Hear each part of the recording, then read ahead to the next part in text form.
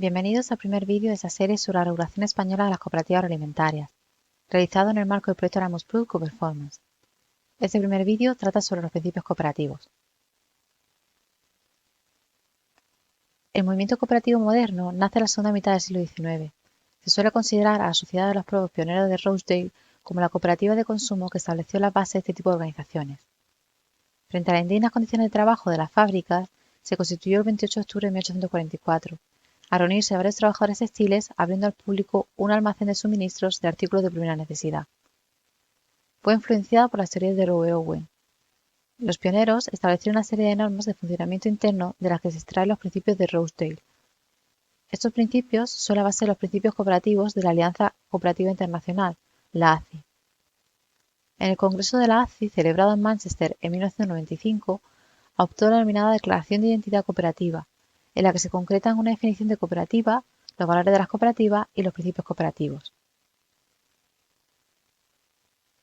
Se entiende por cooperativa una asociación autónoma de personas que se han unido voluntariamente para hacer frente a sus necesidades y aspiraciones económicas, sociales y culturales comunes, por medio de una empresa de propiedad conjunta y democráticamente controlada.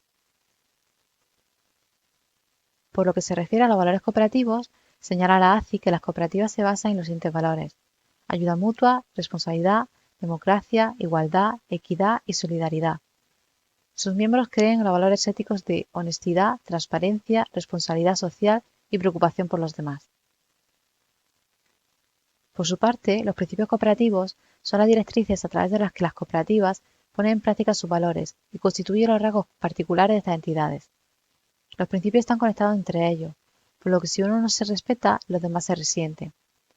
Los 7 principios cooperativos son: adhesión abierta y voluntaria, gestión democrática, participación económica de los socios, autonomía e independencia, educación, formación e información, cooperación entre cooperativas y compromiso con la comunidad.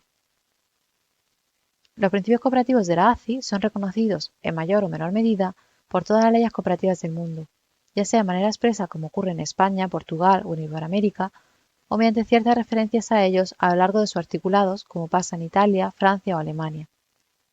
Los conceptos de cooperativas que contienen las leyes de cooperativas suelen derivarse de la combinación de los valores y principios cooperativos.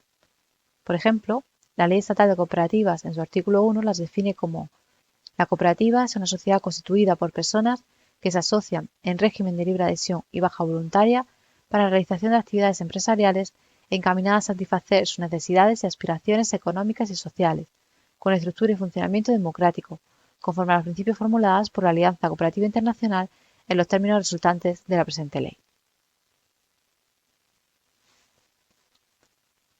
Principio de adhesión voluntaria y abierta. Este principio también es conocido como principio de puertas abiertas, porque los socios pueden ingresar y abandonar voluntariamente la entidad en cualquier momento. Según este principio de la ACI, las cooperativas son organizaciones voluntarias abiertas para todas aquellas personas dispuestas a utilizar sus servicios y dispuestas a aceptar las responsabilidades de ser socio sin discriminación de género, raza, clase social, posición política o religiosa. Este principio se refiere a dos cosas diversas: la adhesión voluntaria, que supone que quien ingresa en una cooperativa lo hace porque quiere y seguirá en ella mientras esa sea su voluntad, pudiendo darse de baja en cualquier momento sin tener que alegar causa alguna. Sin embargo, en la práctica, este derecho suele venir limitado temporalmente por las leyes y por cláusulas estatutarias, como por ejemplo el posible establecimiento de un plazo de preaviso y la imposición estatutaria de compromisos de permanencia. Y por otra parte, la adhesión abierta, que significa que cualquier persona que cumpla los requisitos objetivos para ser socio puede ser miembro de la sociedad. Si bien las leyes permiten que las cooperativas nieguen la entrada a alguien aunque cumpla con todos los requisitos si se justifica adecuadamente, lo cual puede suceder en las cooperativas pequeñas, donde prima el principio de confianza mutua entre los miembros sobre el principio de puerta abierta. Como consecuencia de este principio, el capital social de estas sociedades no se configura fijo, sino como variable. Principio de gestión democrática por parte de los socios. La ACI prevé que las cooperativas son organizaciones gestionadas o controladas democráticamente por los socios, los cuales participan activamente en la fijación de sus políticas y en la toma de decisiones. Los hombres y mujeres elegidos para representar y gestionar las cooperativas son responsables de los socios. En las cooperativas de primer grado, los socios tienen igualdad de derechos, un socio un voto, y las cooperativas de otros grados están también organizadas de forma democrática. Este principio implica que sus miembros participan activamente en la definición de las políticas y en la toma de decisiones de la entidad. En las cooperativas, el criterio ideal para la conformación de la voluntad social es el de un socio un voto, pero en la legislación estatal y en la autonómica se prevé una limitación del porcentaje de voto a distintas clases de socios y la posibilidad de establecer el voto plural ponderado en determinados supuestos. En cualquier caso, lo importante es que no prevalezca la calidad del voto según la inversión en la sociedad y el trato igualitario a los socios. Principio de participación económica de los socios. La ACI define ese principio como aquel por el que los socios contribuyen equitativamente al capital social de sus cooperativas y lo gestionan de forma democrática. Normalmente, al menos una parte de ese capital es propiedad común de las cooperativas. Usualmente los socios reciben una compensación, si la hay, limitada sobre el capital entregado como condición para ser socio. Los socios asignan los excedentes para todos o alguno de los siguientes fines: el desarrollo de su cooperativa, posiblemente mediante la constitución de reservas, parte de las cuales por lo menos serían irrepartibles, el beneficio de los socios en proporción a sus operaciones con la cooperativa y el apoyo de otras actividades aprobadas por los socios. Según ese principio, los miembros de la cooperativa contribuyen de manera equitativa y controlan de manera democrática su capital, y el reparto de excedentes a los miembros se hace en proporción con sus transacciones con la cooperativa. Principio de autonomía e independencia. El cuarto principio se refiere a que las cooperativas son organizaciones autónomas de autoayuda gestionadas por sus socios.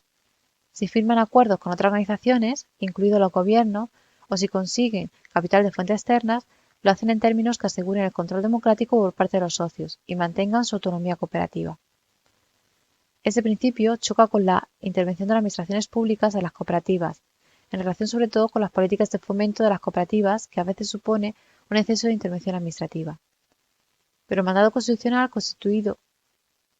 contenido en el artículo 129.2 de la Constitución española, por el que los poderes públicos promoverán eficazmente las diversas formas de participación en la empresa y fomentarán, mediante una legislación adecuada, las sociedades cooperativas, justifica esa intervención. Principio de educación, formación e información. Ese principio supone que las cooperativas brindan educación y entrenamiento a sus miembros, a sus dirigentes electos, gerentes y empleados, de tal forma que contribuyan eficazmente al desarrollo de sus cooperativas. Las cooperativas informan al público en general, particularmente a jóvenes y creadores de opinión, acerca de la naturaleza y beneficios del cooperativismo. En el ámbito interno de la cooperativa se pretende la cualificación de los directivos, de sus trabajadores y la de sus socios. En el ámbito externo, el principio pretende la extensión del movimiento cooperativo. Para potenciar este principio, las leyes cooperativas españolas prevén la creación del Fondo de Educación y Promoción, FEP. Esta reserva resulta inembargable, irrepartible e indisponible. Principio de cooperación entre cooperativas. Este principio es aquel por el que las cooperativas sirven a sus socios lo más eficazmente posible y fortalecen el movimiento cooperativo trabajando conjuntamente mediante estructuras locales, nacionales e internacionales. La intercooperación cooperativa tiene una doble vertiente, la económica y la representativa. La primera se relaciona con un concepto amplio de integración empresarial y económica. De mayor o menor nivel de integración nos encontramos con las fusiones, las cooperativas de segundo grado, los grupos cooperativos y las uniones de empresas, consorcios, agrupaciones de interés económico, conciertos, convenios, acuerdos y otras formas de colaboración económica intercooperativa. La segunda sería la intercooperación representativa, que hace referencia al asociacionismo cooperativo, encaminado a la defensa y promoción política y social del cooperativismo. Supone la creación de uniones, federaciones y confederaciones de cooperativas. En España, a nivel estatal, cabe mencionar, por ejemplo, CEPES, Cooperativas Agroalimentarias de España, o COCETA. Y por último, el principio de interés por la comunidad. Es el principio cooperativo por el que las cooperativas trabajan para el desarrollo sostenible de su comunidad por medio de políticas aceptadas por sus miembros. Frente a las sociedades capitalistas, para las cooperativas, el interés por la comunidad o la responsabilidad social corporativa se impone de forma natural. Muchas gracias por haber visto este vídeo. Bienvenidos al segundo vídeo de esta serie sobre la regulación española de las cooperativas agroalimentarias, realizado en el marco del proyecto Erasmus Plus Coperformance. Este vídeo trata justamente sobre el marco legal de las cooperativas agroalimentarias. El sector agrario y la estructura de las explotaciones. La agricultura es un sector estratégico para la economía española, que aporta un gran valor económico, social, territorial y medioambiental, no solo por su propia actividad, sino también por su conexión con otros sectores de la economía. España destaca como productor y también exportador de frutas y hortalizas y productos porcinos.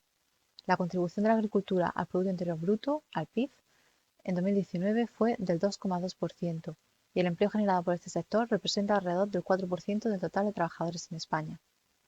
Respecto a la distribución de las explotaciones según su tamaño en hectáreas, las explotaciones con un tamaño inferior a 10 hectáreas suponen más del 65% del total.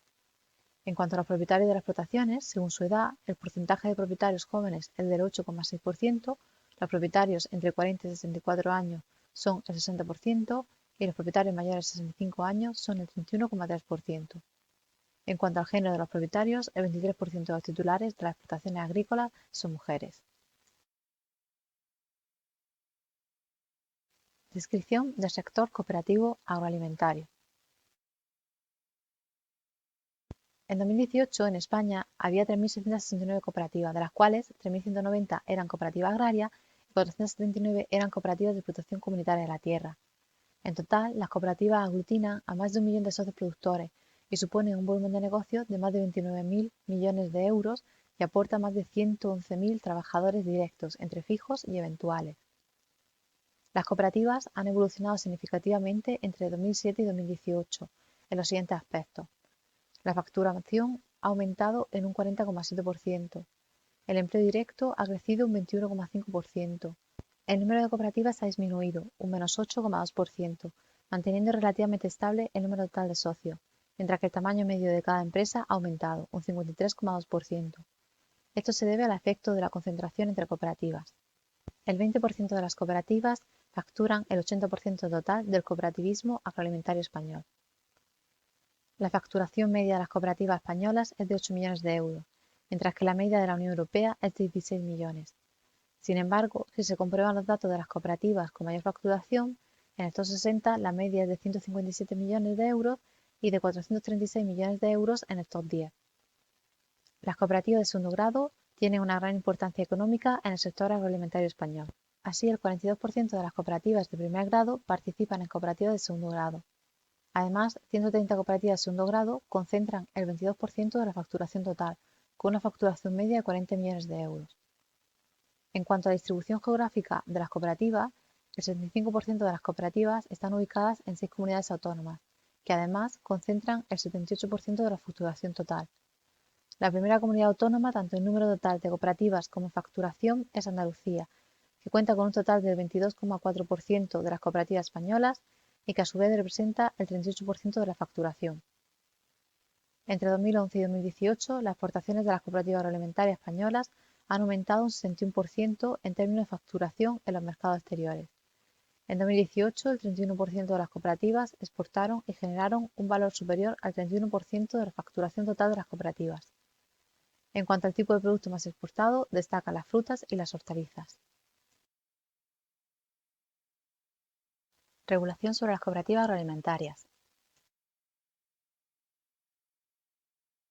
En España existen múltiples leyes de cooperativas debido a la distribución de competencias legislativas que existe entre las comunidades autónomas y el Estado, lo que significa que cada comunidad autónoma, excepto Canarias, tiene su propia ley de cooperativas, que es aplicable a las cooperativas que operan principalmente en la comunidad autónoma en cuestión.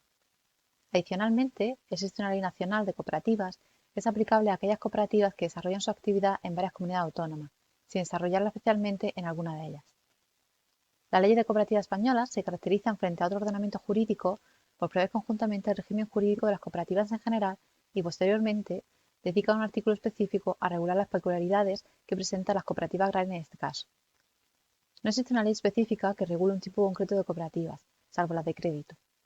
Por ejemplo, la actual ley estatal, la Ley 27/1999 de 16 de julio de cooperativas, regula con detalle el régimen jurídico societario de las sociedades cooperativas, constitución, régimen económico, derechos y obligaciones de los socios, etc. A continuación, distingue entre los distintos tipos de sociedades cooperativas existentes, como las cooperativas de trabajo asociado, las de consumo, las de usuarios, etc. Y aquí también se encuentran las cooperativas agrarias. Esto significa que solo hay uno o unos pocos artículos más destinados específicamente a regular las particularidades de las cooperativas agrarias, lo que parece insuficiente en muchos casos. A continuación veremos algunas de las especialidades previstas para este tipo de cooperativas. Se definen como cooperativas agrarias aquellas que asocian a los titulares de explotaciones agrícolas, ganaderas, forestales, de agricultura o mixtas y tienen por objeto la realización de toda clase de actividades y operaciones encaminadas al mejor aprovechamiento de la explotación de sus socios, de sus elementos o componentes, de la cooperativa y de la mejora de la población agraria y del desarrollo del medio rural, así como atender a cualquier otro fin o servicio propio de la actividad agraria, ganadera o forestal, o estén directamente relacionados con ellas y con su implantación o actuación en el medio rural. Para el cumplimiento del sujeto, las sociedades cooperativas agrarias podrán realizar, entre otras, las siguientes actividades: adquirir, elaborar, producir y fabricar por cualquier procedimiento para la cooperativa o para la explotación de sus socios animales, piensos, abonos, plantas, semillas, insecticidas, materiales, instrumentos, maquinaria, instalaciones y cualesquiera otros elementos necesarios o convenientes para la producción y fomento agrario, alimentario y rural. Conservar, tipificar, manipular, transformar, transportar, distribuir y comercializar, incluso directamente al consumidor, los productos procedentes de las explotaciones de la cooperativa, de sus socios, así como lo adquirido a terceros. Adquirir, parcelar, sanear y mejorar terrenos destinados a la agricultura, ganadería o bosques, así como construcción y explotación de las obras e instalaciones necesarias. Cualquier otra actividad que sea necesaria o conveniente o que facilite la mejora económica, técnica, laboral o medioambiental de la cooperativa o de las explotaciones de los socios. Realizar actividades de consumo y servicios para sus socios y demás miembros de su entorno social y territorial, fomentando aquellas actividades encaminadas a la promoción y mejora de la población agraria y el medio rural. El procedimiento exprés de constitución. Todas las sociedades cooperativas se constituyen mediante escritura pública y deben inscribirse en el correspondiente registro de cooperativas para adquirir personalidad jurídica.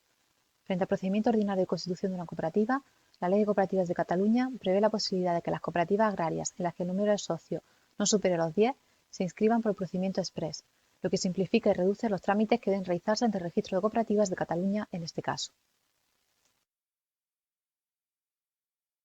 Los socios. A diferencia del resto de leyes de cooperativas, las de Extremadura y La Rioja establecen una norma especial en cuanto al número mínimo de socios necesario para constituir una cooperativa agraria, exigiendo al menos 5 socios. En cuanto al resto de leyes, el número mínimo de socios necesario para constituir una cooperativa agraria se rige por la regla general, que suele exigir un mínimo de 3 socios, algunas normas lo reducen a 2 y otras lo elevan a 5 para las cooperativas de primer grado, y 2 socios, que serán necesariamente cooperativas en el caso de las de segundo grado. En cuanto a quién puede ser socio de una cooperativa agroalimentaria, la legislación cooperativa se refiere a los titulares de cualquier derecho de uso o disfrute de explotaciones agrícolas, ganaderas, forestales, de agricultura o mixtas. Además, deben incluirse como socios las personas que tengan dichas explotaciones en régimen de titularidad compartida, situación frecuente en el sector. Asimismo, muchas leyes también admiten expresamente como socios de pleno derecho de estas cooperativas a las sociedades agrarias de transformación, SAT, comunidades de regantes, las comunidades de aguas, las comunidades de bienes, las herencias yacentes y las sociedades civiles o mercantiles, incluidas las cooperativas, que tengan el mismo objeto social o actividad complementaria que las cooperativas agroalimentarias. Actividad, participación y aportaciones de los socios.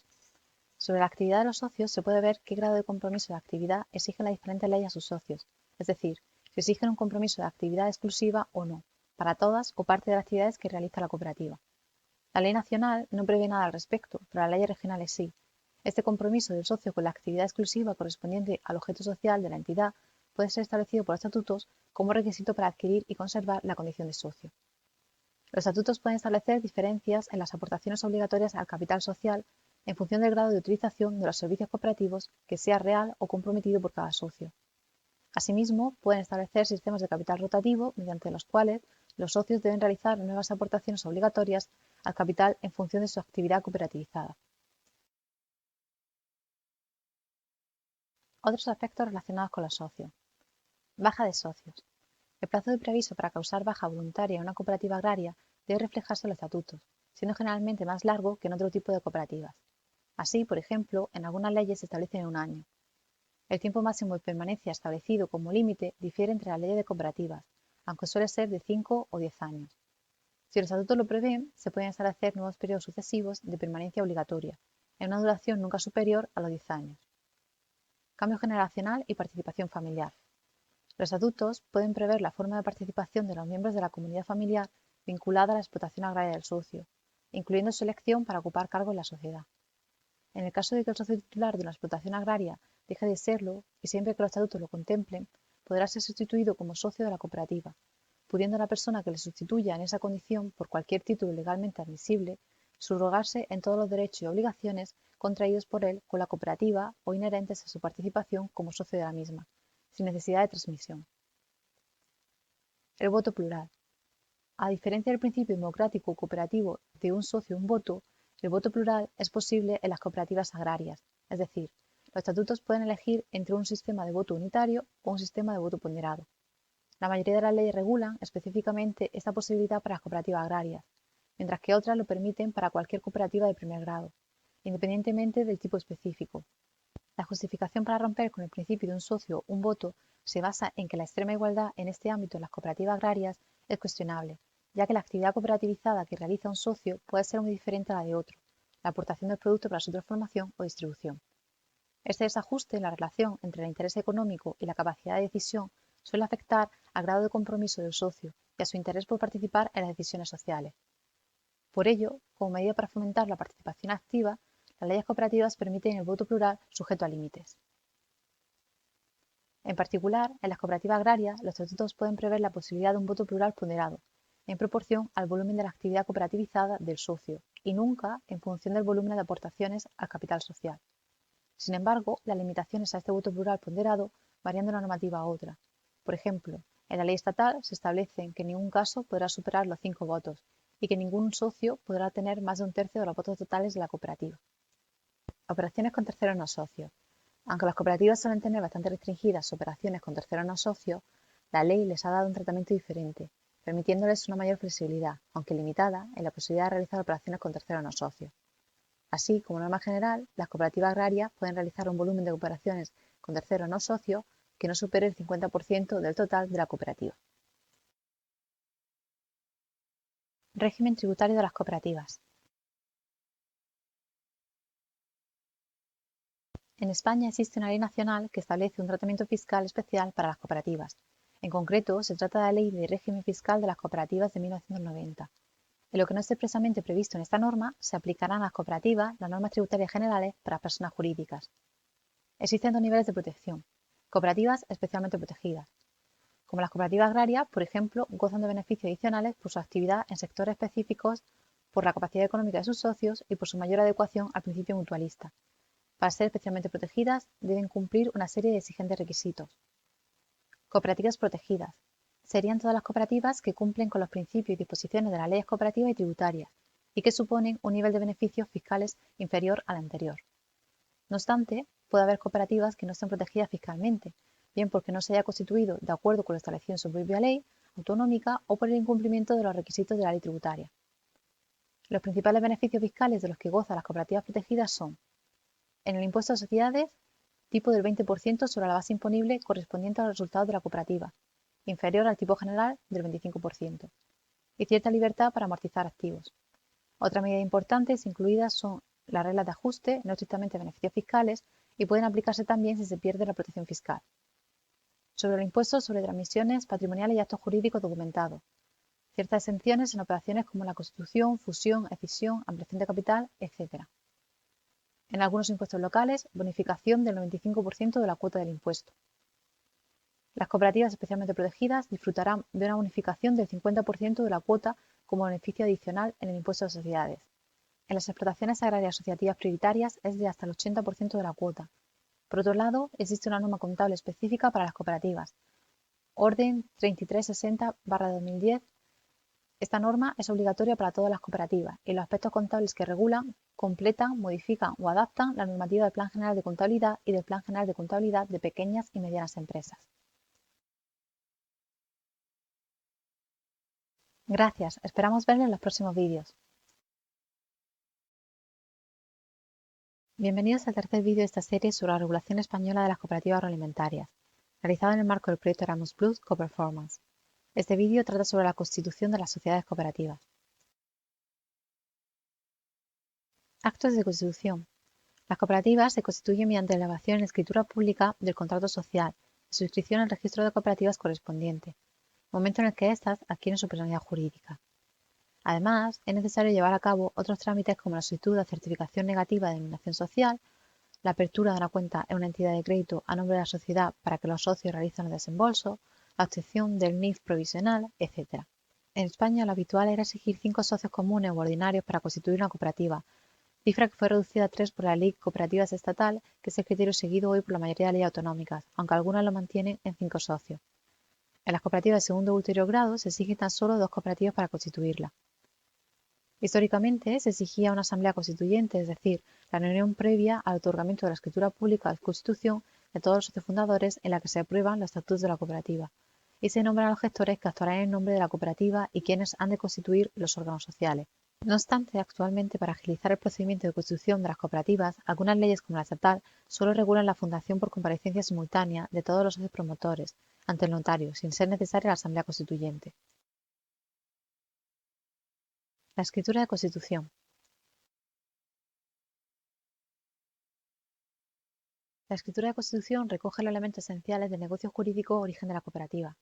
Las leyes cooperativas suelen especificar las expresiones que deben contener la escritura de constitución de las cooperativas, y son las siguientes: la identidad de los otorgantes, manifestación de estos de que reúnen los requisitos necesarios para ser socio, voluntad de constituir una sociedad cooperativa y clase de que se trate, acreditación por los otorgantes de haber suscrito la aportación obligatoria mínima al capital social para ser socio y de haberla desembolsado, al menos en la proporción exigida estatutariamente, si las hubiera, valor asignado a las aportaciones no dinerarias, haciendo constar sus datos registrales si existieren, con detalle de las realizadas por distintos promotores. Las aportaciones de los socios pueden ser de carácter dinerario o pueden consistir en bienes y derechos susceptibles de valoración económica. En este caso, el Consejo Rector deberá fijar su valor, previo informe pericial de uno o varios expertos independientes designados por dicho órgano. Acreditación de los otorgantes de que el importe total de las aportaciones desembolsadas no es inferior al del capital social mínimo establecido estatutariamente. Para las sociedades cooperativas estatales, opera el principio de suscripción plena y desembolso total del capital mínimo fijado en el estatuto. La ley estatal de cooperativas no establece una cifra mínima del capital social, sino que ésta debe venir fijada en los estatutos. Identificación de las personas que, una vez inscritas en la sociedad, han de ocupar los distintos cargos del primer Consejo Rector, el de interventor o interventores, y declaración de que no estén incursos en causa de incapacidad o prohibición alguna para desempeñarlo. Declaración de que no existe otra entidad con idéntica denominación, a cuyo efecto se presentará al notario la oportuna certificación acreditativa expedida por el Registro de Sociedades Cooperativas. Como paso previo para la constitución, se debe acreditar que la denominación social elegida para la cooperativa no coincida con la de otra sociedad ya inscrita. Para ello se tiene que solicitar al registro correspondiente el certificado de no coincidencia de denominación. Los estatutos y, aparte de estas menciones mínimas, en la escritura se podrán incluir todos los pactos y condiciones que los promotores juzguen conveniente establecer, siempre que no se opongan a las leyes ni contradigan los principios configuradores de la sociedad cooperativa. Los estatutos sociales.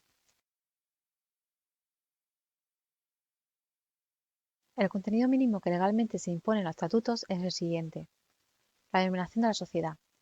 Aplicando el régimen general de las denominaciones sociales, podrán ser denominaciones objetivas, de fantasía o que hagan referencia a una o varias actividades económicas que realiza la cooperativa, y subjetivas, compuestas por el nombre de uno o alguno de los socios. La denominación de la sociedad incluirá necesariamente las palabras sociedad cooperativa o su abreviatura SCOP, y además una referencia expresa a su ámbito territorial, por ejemplo, en el caso Sociedad Cooperativa Andaluza o su abreviatura SCOP-AND. El objeto social, el domicilio. La sociedad cooperativa tiene que fijar su domicilio social dentro del territorio español en el lugar donde realice principalmente su actividad o centralice su gestión administrativa y dirección. El ámbito territorial de actuación. Se debe fijar el ámbito territorial de actuación con los socios para el desarrollo de la actividad cooperativizada, porque de ello depende la aplicación de la ley estatal o alguna autonómica. La duración de la sociedad. La duración de una cooperativa puede ser determinada, determinable o indefinida. El capital social mínimo. Parte de las leyes no fijan legalmente una cifra mínima de capital social y otras establecen de manera parecida a las sociedades mercantiles un capital social legal mínimo generalmente establecido en 3.000 euros. La aportación obligatoria mínima al capital social para ser socio, forma y plazo de desembolso y los criterios para fijar la aportación obligatoria que habrán de efectuar los nuevos socios que se incorporan a la cooperativa. La forma de acreditar las aportaciones al capital social, devengo o no de intereses por las aportaciones obligatorias al capital social. Los intereses devengados por las aportaciones es una forma de compensar al socio el no reparto de dividendos en función del capital aportado y de incentivar el desembolso de aportaciones voluntarias. Las clases de socios, requisitos para su admisión, baja voluntaria u obligatoria y régimen aplicable. En una cooperativa principalmente hay socios cooperadores, comunes u ordinarios, que son aquellos que realizan la actividad cooperativizada, entregar producción en las cooperativas agrarias. También puede haber otros tipos de socios, como son los de trabajo o los socios colaboradores. Derechos y deberes de los socios, derecho de reembolso de las aportaciones de los socios, así como el régimen de transmisión de las mismas. Existe la posibilidad de que las cooperativas establezcan aportaciones exigibles o reembolsables y no exigibles cuyo reembolso puede ser rehusado incondicionalmente por parte del Consejo Rector. Normas de disciplina social, tipificación de las faltas y sanciones, procedimiento sancionador, pérdida de la condición de socio, composición del Consejo Rector, número de consejeros y periodos de duración en el respectivo cargo, asimismo determinación del número y periodo de actuación de los interventores y, en su caso, de los miembros del Comité de Recursos. Además de estas menciones mínimas, los socios pueden incluir en los estatutos sociales los pactos y condiciones que estimen convenientes. Asimismo, las cooperativas pueden desarrollar los estatutos sociales mediante otro documento denominado Reglamento de Régimen Interno.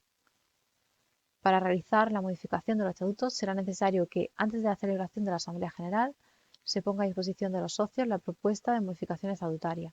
El órgano competente es la Asamblea General, excepto para el cambio de domicilio social dentro del término municipal que lo puede decidir el Consejo Rector, que deberá adoptar el acuerdo por mayoría reforzada de 2/3 de los votos presentes y representados.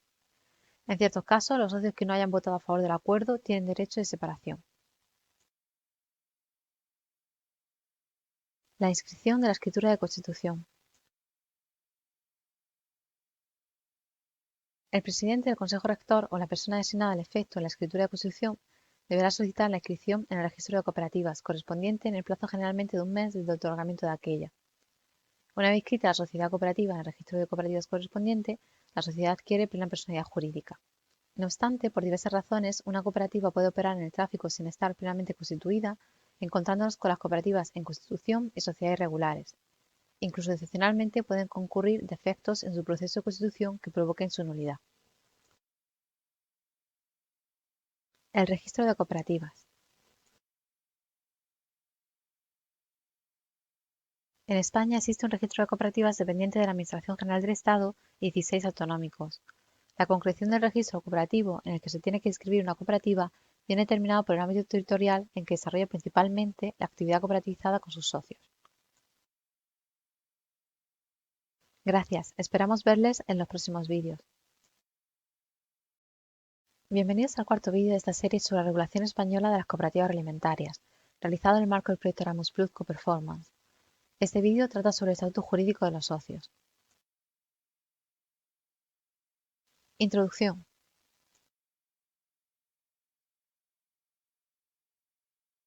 El formar parte de una sociedad genera una serie de derechos y obligaciones para sus miembros, que conforman el estatus jurídico del socio. Del análisis de las disposiciones relativas a los requisitos para ser socio y de las que regulan el procedimiento de admisión de nuevos miembros, hay que reconocer que la amplitud del principio de puerta abierta de cada cooperativa depende principalmente del contenido estatutario al establecer los requisitos exigidos para ser socio. Casi todas las leyes cooperativas establecen para las cooperativas agroalimentarias que la condición de socio la podrán adquirir los titulares de explotaciones agrícolas, ganaderas o forestales, incluyendo a las personas titulares en explotaciones en régimen de titularidad compartida. Y también podrán formar parte como socios de pleno derecho a estas cooperativas, las sociedades agrarias de transformación, las comunidades de regantes, las comunidades de aguas, las comunidades de bienes y las sociedades civiles o mercantiles que tengan el mismo objeto social o actividad complementaria. Las explotaciones agrarias de los socios, para cuya mejora la cooperativa agraria presta sus servicios y suministros, deberán estar dentro del ámbito territorial de la cooperativa establecido estatutariamente.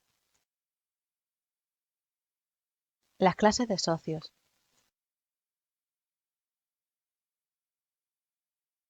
Junto con los socios comunes o ordinarios o cooperadores, pueden existir socios de trabajo, socios colaboradores, socios asociados y socios inactivos, además de los socios a prueba o socios provisionales. Con el término socio colaborador se engloba toda clase de socio que no participe en la actividad cooperativizada, pero colabora con la consecución del objeto social. Respecto a la persona socio inactiva, los estatutos podrán prever que el socio que deje de realizar la actividad cooperativizada o utilizar sus servicios sea autorizada por el órgano de administración para mantener su vinculación social en concepto de persona socia inactiva. Todas las leyes cooperativas permiten la existencia de socios puramente capitalistas, inversores, que no desarrollan la actividad cooperativizada y que solo realizan aportaciones al capital social. Para estos casos se establecen unos límites cuantitativos sobre el capital social suscrito por estos socios y sobre el porcentaje de votos sociales de los que pueden ser titular, con el objeto de que el control de la cooperativa quede en manos de los socios ordinarios. Derechos y obligaciones de los socios. Todas las leyes cooperativas contienen uno o varios artículos que recogen los derechos y las obligaciones mínimas de los socios, que se completa con contenidos adicionales previstos en los estatutos sociales y desarrollados, en su caso, por el reglamento de régimen interno. Las leyes cooperativas suelen incluir las siguientes obligaciones: cumplir los acuerdos válidamente adoptados por los órganos sociales de la cooperativa, participar en las actividades cooperativizadas que desarrolla la cooperativa para el cumplimiento de su fin social, en la cuantía mínima obligatoria establecida en sus estatutos. El Consejo Rector, cuando exista causa justificada, podrá liberar de dicha obligación al socio en la cuantía que proceda y según las circunstancias que concurran. Guardar secretos sobre aquellos asuntos y datos de la cooperativa cuya divulgación pueda perjudicar a los intereses sociales lícitos. Aceptar los cargos para los que fueron elegidos, salvo justa causa de excusa. Cumplir con las obligaciones económicas que le correspondan. No realizar actividades competitivas con las actividades empresariales que desarrolle la cooperativa, salvo autorización expresa del Consejo Rector. La responsabilidad del socio por las deudas sociales estará limitada a las aportaciones al capital social que hubiera suscrito, estén o no desembolsadas en su totalidad.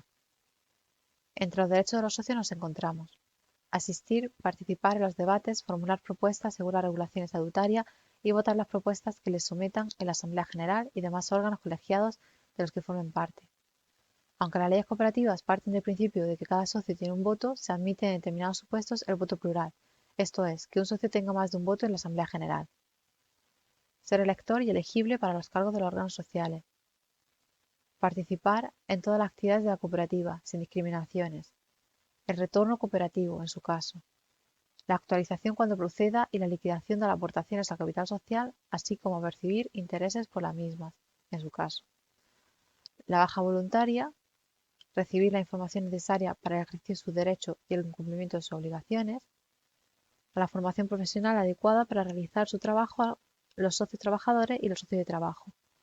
Todo socio de la cooperativa podrá ejercitar el derecho a información en los términos previstos en la ley, en los estatutos o el acuerdo de la Asamblea General. Disciplina social.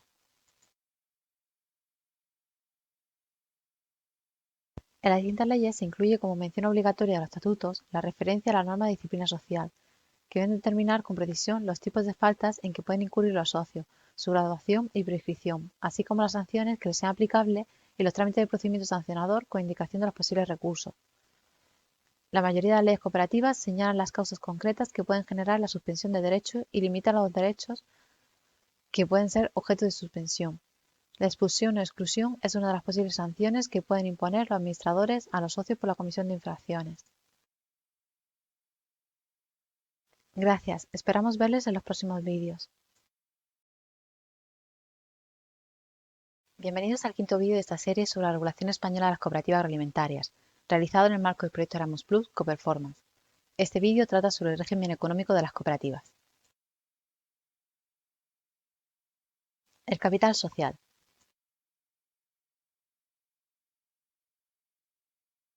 Introducción. Las cooperativas tienen dos formas de financiación. Interna, suele provenir de las aportaciones realizadas por sus socios, usuarios, inversores y de los recursos generados por su propia actividad empresarial, como el FROL, las reservas voluntarias, etc. Y externa, procede de entidades financieras a través de créditos o préstamos o de créditos comerciales de clientes o proveedores de la cooperativa. El capital social de una sociedad cooperativa está constituido por las aportaciones obligatorias y voluntarias, tanto de carácter dinerario como no dinerario, ya sea en el momento de su constitución o en otro posterior, por la incorporación de nuevos socios o por la imposición de nuevas aportaciones obligatorias o por aportaciones voluntarias. Existe una cifra de capital social fija en los estatutos que no representa el capital social nominal, sino el capital social mínimo de la cooperativa, puesto que este es variable. Mientras el socio capitalista recibe un dividendo proporcional a su aportación al capital social, el cooperativista percibe un retorno cooperativo en proporción a la actividad realizada en la cooperativa. Las aportaciones de los socios al capital social. El capital social de las cooperativas está constituido principalmente por las aportaciones de los socios. Las aportaciones que los socios hacen a la cooperativa se pueden clasificar según distintos criterios, como por ejemplo según su carácter dinerario o no dinerario. Pero la distinción más importante es entre aportaciones obligatorias y voluntarias. Las aportaciones obligatorias son las que tienen carácter obligatorio para todos los socios. Los estatutos sociales deben fijar la aportación obligatoria mínima al capital social para cada socio, pudiendo ser un importe diferente para las diferentes clases de socios o para cada socio en proporción al compromiso o uso potencial que asuma de la actividad cooperativizada. La Asamblea General puede acordar la exigencia de nuevas aportaciones obligatorias, aunque en tal caso el socio disconforme puede darse de baja de la cooperativa. En el caso de ingreso de nuevos socios, se permite a la entidad establecer cuotas de ingreso e incrementar la aportación obligatoria de nuevos socios respecto al antiguo. Las aportaciones voluntarias tienen carácter potestativo o voluntario para los socios de la cooperativa, por lo que no se le puede exigir como condición para ser miembro de la sociedad. Los estatutos deben establecer si la aportación obligatoria al capital social dan derecho al devengo de intereses por la parte desembolsada y, en el caso de las aportaciones voluntarias, será el acuerdo de admisión en el que fije esta remuneración o el procedimiento para determinarla. En cuanto a la documentación de las aportaciones, la ley no impone ninguna forma concreta de acreditación. La forma más común de documentar la posición del socio en las cooperativas agroalimentarias es por medio de títulos nominativos y por libretas de participación nominativas. Para las cooperativas agrarias, el socio que cause baja justificada puede transmitir su aportación al capital social a su cónyuge, ascendiente o descendiente, si estos son socios o adquieren tal condición en el plazo de 3 meses. No obstante, algunas leyes cooperativas han ido más lejos en admitir posibilidades de transmisión de las aportaciones sociales a terceros. El derecho de reembolso de las aportaciones realizadas al capital social implica que si el socio causa baja en la cooperativa, salvo excepciones, tiene derecho a que se le devuelva todo o parte de lo que aportó a la sociedad en concreto de capital social, sin perjuicio de lo establecido para las aportaciones no reembolsables. No obstante, el socio puede perder el capital que aportó a la cooperativa por imputación de pérdidas o incumplimiento de las obligaciones contraídas por la cooperativa, por lo que el socio lo que realmente tiene es un derecho a la liquidación de su aportación. Otras aportaciones y formas de financiación de las cooperativas. Existen otras aportaciones que integran las 3 formas de financiación típicas de las cooperativas, diferentes a la aportación al capital social de los socios. Las cuotas periódicas, que son las aportaciones que realizan los socios para cubrir los gastos que se acuerden, que pueden ser gastos ordinarios o inversiones para desarrollar el objeto social.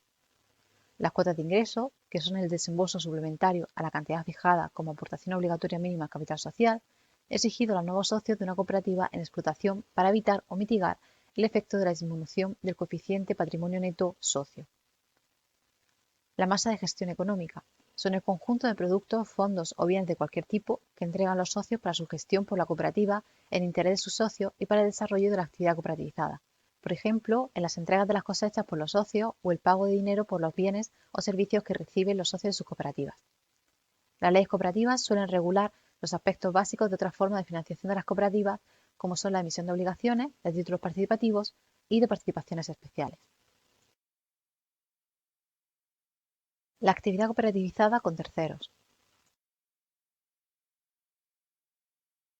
En cuanto a qué y cuántas operaciones pueden realizar la cooperativa con terceros, debe distinguirse entre los actos preparatorios o instrumentales, en los que no hay límite alguno, y los actos realizados con no socios equiparables a la actividad cooperativizada. Las cooperativas agroalimentarias podrán desarrollar operaciones con terceros hasta un límite máximo del 50% del total de la actividad cooperativizada realizada con sus socios. Los fondos sociales obligatorios. Las leyes cooperativas imponen la dotación de 2 fondos de carácter obligatorio, el Fondo de Reserva Obligatorio y el Fondo de Educación y Formación. El Fondo de Reserva Obligatorio, FRO.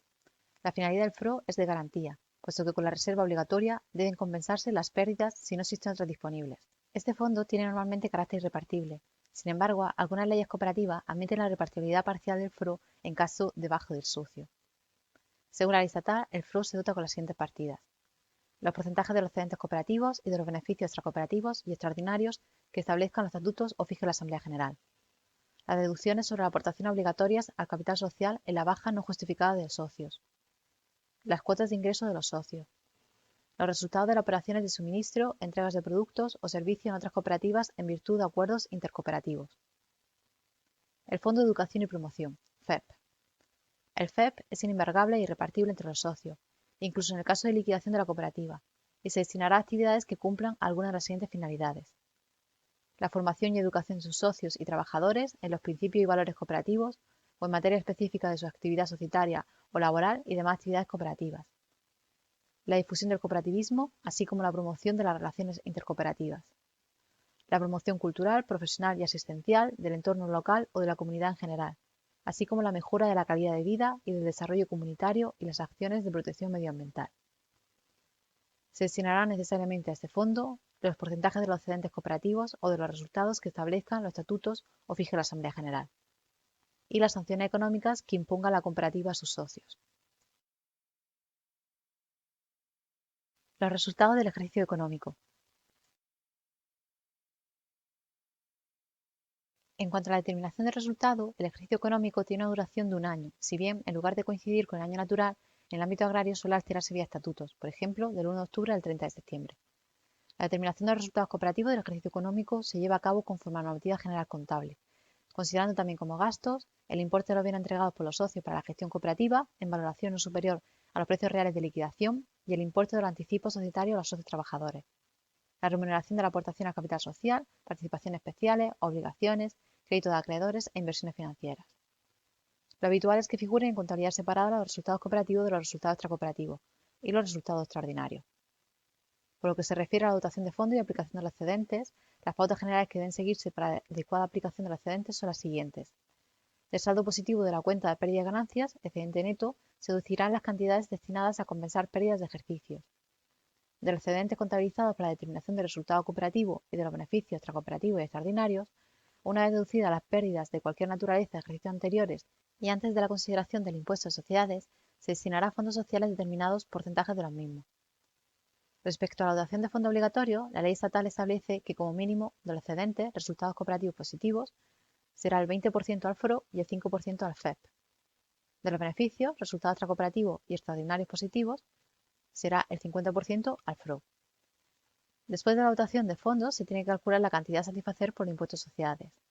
Realizadas las dotaciones anteriores, obtendremos los excedentes disponibles, que deben de aplicarse a todo o alguno de los siguientes fines: retornos cooperativos, que deberán adjudicarse en proporción a las operaciones, servicios o actividades realizadas por cada socio con la sociedad, pueden hacerse efectivos mediante su abono a los socios en un determinado plazo desde la aprobación de las cuentas anuales o mediante su incorporación al capital social incrementando las aportaciones obligatorias de los socios. La dotación a fondos de reserva voluntarios que establezca los estatutos o la Asamblea General y dotación adicional a fondos de reserva obligatorios. Y por último, participación de los trabajadores asalariados en los resultados de la cooperativa. En cuanto a la imputación de pérdida y responsabilidad por pérdida de los socios, los estatutos deben fijar los criterios para la compensación de las pérdidas, siendo posible imputarlas a una cuenta especial para su amortización con cargo a futuros resultados positivos, dentro del plazo máximo de 7 años. Respecto a la posible imputación de las pérdidas de la cooperativa en el patrimonio de los socios, depende de la ley estatal o autonómica aplicable, puesto que algunas prevén la responsabilidad limitada de los socios a las aportaciones al capital que hayan suscrito, aunque en cuanto a la imputación de pérdidas señalan que la cuantía no compensada con los fondos obligatorios y voluntarios se imputará a los socios en proporción a las operaciones, servicios o actividades realizadas por cada uno de ellos con la cooperativa, sin establecer el carácter limitado de esa responsabilidad. Otras establecen la responsabilidad ilimitada del socio por las pérdidas de la cooperativa derivadas de la actividad cooperativizada y otras solo permiten la imputación al socio hasta el límite de sus aportaciones al capital. Contabilidad y auditoría de cuentas. Las cooperativas deben llevar obligatoriamente una serie de libros: libro inventario de cuentas anuales, libro diario, libro de registro de socios, libro de registro de aportación al capital social y libro de acta de los órganos colegiados de la sociedad. Tienen que llevar una contabilidad ordenada y adecuada a su actividad conforme a lo establecido en el Código de Comercio y normativa contable, teniendo en cuenta las especialidades previstas en la Orden 3360 de 2010 por la que se aprueban las normas sobre los aspectos contables de las sociedades cooperativas. Las cuentas anuales serán elaboradas por el Consejo Rector, censuradas en su caso por los interventores o auditores, aprobadas por la Asamblea General y depositadas en el registro de cooperativas correspondiente. Vendrán obligados a auditar sus cuentas en los supuestos previstos en la Ley de Auditoría de Cuentas y otras leyes.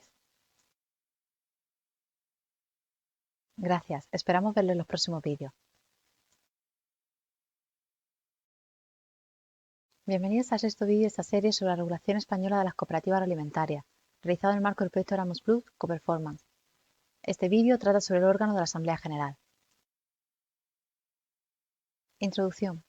Hay que distinguir entre los órganos necesarios, que son el órgano de administración, la Asamblea General y los interventores, y los órganos facultativos, como el Comité de Recursos y aquí otros que designan los estatutos. La Asamblea General es el órgano soberano de la cooperativa. El órgano de administración tradicional es el Consejo Rector, que se encarga de la representación y alta gestión de las cooperativas. Aunque las cooperativas de menos de 10 socios, es posible que el órgano de administración se configure por medio del administrador único.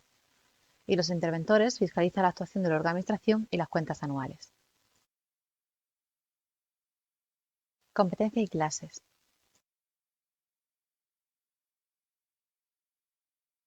Concepto y competencias.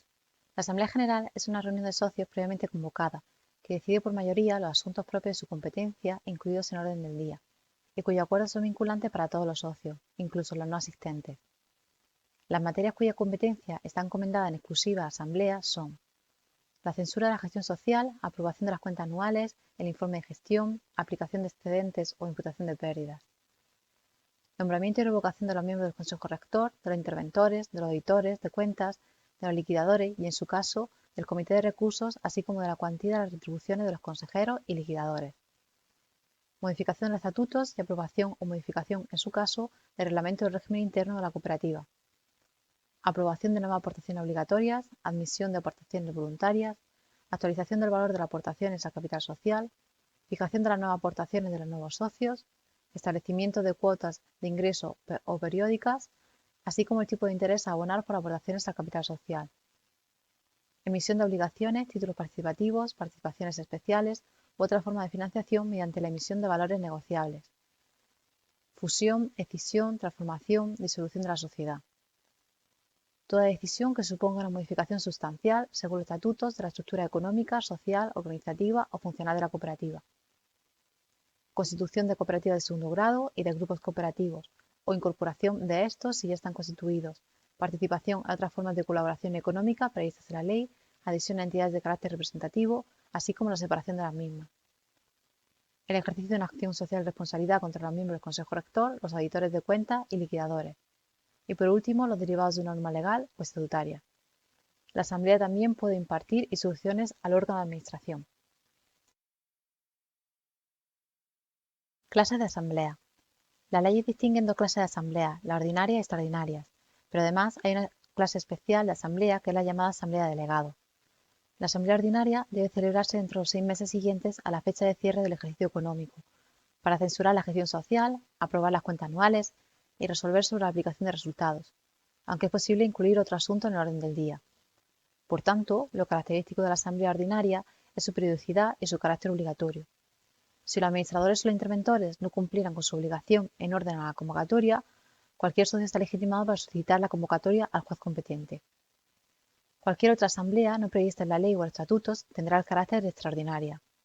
Los administradores podrán convocar la asamblea siempre que lo consideren oportuno y deben convocarla cuando se lo soliciten fehacientemente socios que representen el 20% del capital social y, si lo prevén los estatutos, a solicitud de los interventores. Si la solicitud de convocatoria no fuera atendida en el plazo previsto, los interesados podrán dirigirse al juez de lo mercantil del domicilio de la cooperativa. Por último, la asamblea de delegados se prevé para aquellas cooperativas que, bien por el número de socios o por la dispersión de su centro o por otras circunstancias, tienen dificultades para la participación de los socios en la asamblea. Esta permite que en junta preparatoria los socios elijan a su representante para que participen en la asamblea de delegados. La asamblea de delegados se rigen por la norma de constitución y funcionamiento de la Asamblea General y tienen carácter facultativo y estatutario. La convocatoria de la Asamblea General. La competencia para convocar la Asamblea General corresponde al órgano de administración, debiendo los interventores instar la convocatoria a los administradores y, para los supuestos de inactividad de estos, deben solicitar la convocatoria judicial.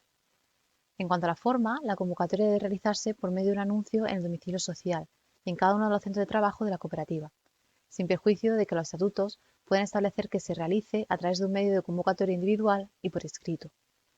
Cuando la cooperativa tenga más de 500 socios, la publicación debe realizarse también por medio de un determinado diario de gran difusión en el territorio donde la cooperativa desarrolle su trabajo. La convocatoria debe publicarse con una antelación de 15 días como mínimo a 2 meses como máximo.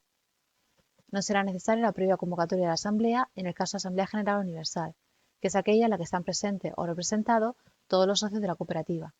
y acepten por unanimidad constituirse en Asamblea General Universal, aprobando todos ellos el orden del día. Por lo que se refiere al contenido de la convocatoria, debe incluir los datos identificativos de la cooperativa, la identidad del órgano convocante, la fecha, hora y el lugar de reunión, si es en primera o segunda convocatoria, y el asunto de orden del día. En la convocatoria se debe hacer referencia al derecho del socio a solicitar el envío de los documentos relacionados con el orden del día. Después de la publicación de la convocatoria y hasta los 8 días posteriores, los socios que representen el 10% del capital o los interventores pueden solicitar la inclusión de otros puntos en el orden del día.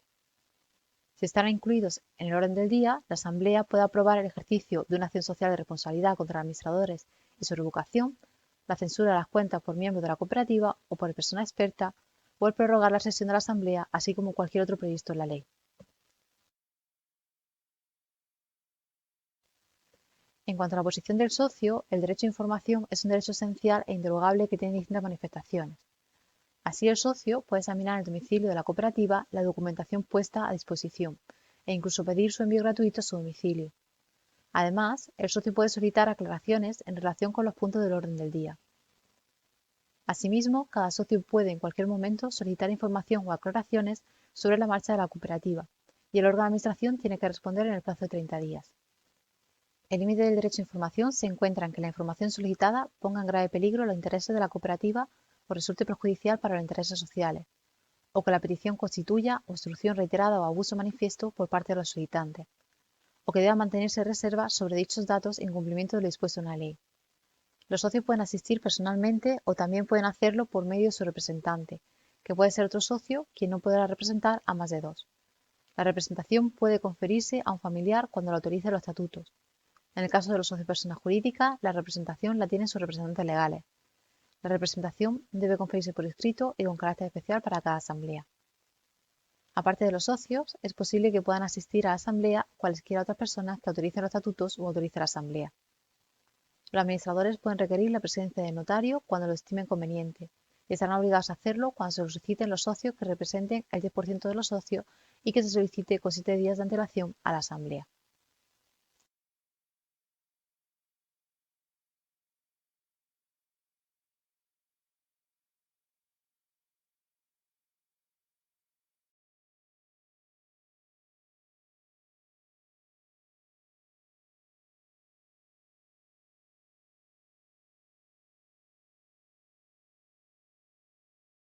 Funcionamiento de la Asamblea General. El presidente y secretario de la Asamblea. La mesa de la presidencia de la Asamblea estará formada por el presidente y el secretario de la Asamblea, que serán los del Consejo Rector o quienes designen los estatutos. En su defecto, la Asamblea designará quienes deben ocupar la presidencia. Al presidente le corresponde dirigir la reunión, así como el mantenimiento del orden durante su celebración, y velar por el cumplimiento de la ley. Es responsabilidad del secretario la elaboración de listas de asistentes y levantar acta de la reunión. Quórum y lista de asistentes. El quórum mínimo de asistencia exigido para que la asamblea pueda celebrarse es en primera convocatoria tienen que estar presentes o representados más de la mitad de los socios. En segunda convocatoria, un 10% de los votos sociales o 100 votos, si bien es posible que los estatutos se fijen una asistencia inferior para la segunda convocatoria. Incluso los estatutos pueden establecer que en segunda convocatoria se constituya la asamblea cualquiera que sea el número de socios asistentes. Algunas leyes autonómicas permiten que los estatutos puedan permitir la celebración de la asamblea a través de medios telemáticos. Derechos de voto y mayorías. El derecho al voto del socio es inderogable y está sometido a la regla general de un socio un voto. Esta regla admite excepciones en las cooperativas agrarias, porque los estatutos pueden establecer el derecho al voto plural ponderado, en proporción al volumen de actividad cooperativizada del socio, que no puede ser superior en ningún caso a 5 votos sociales, y sin que pueda corresponderle a un socio más de un tercio de los votos totales de la cooperativa. Los socios no podrán votar cuando se encuentren en conflicto de intereses. La normativa exige que se alcancen unas determinadas mayorías legales o estatutarias para que los acuerdos puedan ser aprobados. La regla general es que es necesaria la mitad más uno de los votos presentes a favor de la aprobación del acuerdo. Los votos en blanco y las abstenciones no se computan. Sin embargo, para ciertos asuntos como la modificación de estatutos, transformación de la sociedad, fusión, escisión, disolución, reactivación, etc., la ley exige una mayoría especial, siendo necesario el voto favorable de 2/3 de los votos presentes y representados. El acta de la reunión de la Asamblea. Los acuerdos adoptados por la Asamblea son vinculantes desde que son aprobados, salvo aquellos casos en los que la inscripción tiene carácter constitutivo. No obstante, el acta de la Asamblea es importante a efectos probatorios de su existencia y para poder inscribirlo, en su caso, en el registro de cooperativas. La impugnación de los acuerdos sociales. Los acuerdos de la Asamblea General son impugnables si resultan contrarios a la ley, los estatutos o si perjudican los intereses sociales a favor de uno o varios socios o terceros. Los acuerdos contrarios a la ley son nulos. Los demás acuerdos impugnables son anulables. No procederá a la impugnación de un acuerdo que haya sido dejado sin efecto o sustituido válidamente por otro. Si se trata de acuerdos anulables, el plazo de impugnación es de 40 días, contados a partir de la fecha de celebración de la Asamblea, o desde la fecha de su inscripción en el registro competente si se trata de acuerdos inscribibles. Si se trata de acuerdos nulos, el plazo de impugnación es de un año, salvo que se trate de acuerdos contrarios al orden público, porque en ese caso el plazo de impugnación no caduca. Respecto a la legitimación, están legitimados para impugnar los acuerdos nulos cualquier socio, los administradores, los interventores y, en su caso, el comité de recursos y cualquier tercero con interés legítimo. Para la impugnación de los acuerdos anulables, solo están legitimados los socios que se hubieran opuesto en acta a la aprobación del acuerdo o lo comuniquen fehacientemente dentro de las 48 horas siguientes, los ausentes y aquellos que hubiesen sido privados legítimamente de su derecho de voto. Gracias, esperamos verles en los próximos vídeos. Bienvenido al séptimo vídeo de esta serie sobre la regulación española de las cooperativas agroalimentarias, realizado en el marco del proyecto Erasmus Plus Coperformance. Este vídeo trata sobre el Consejo Rector y la intervención. El Consejo Rector.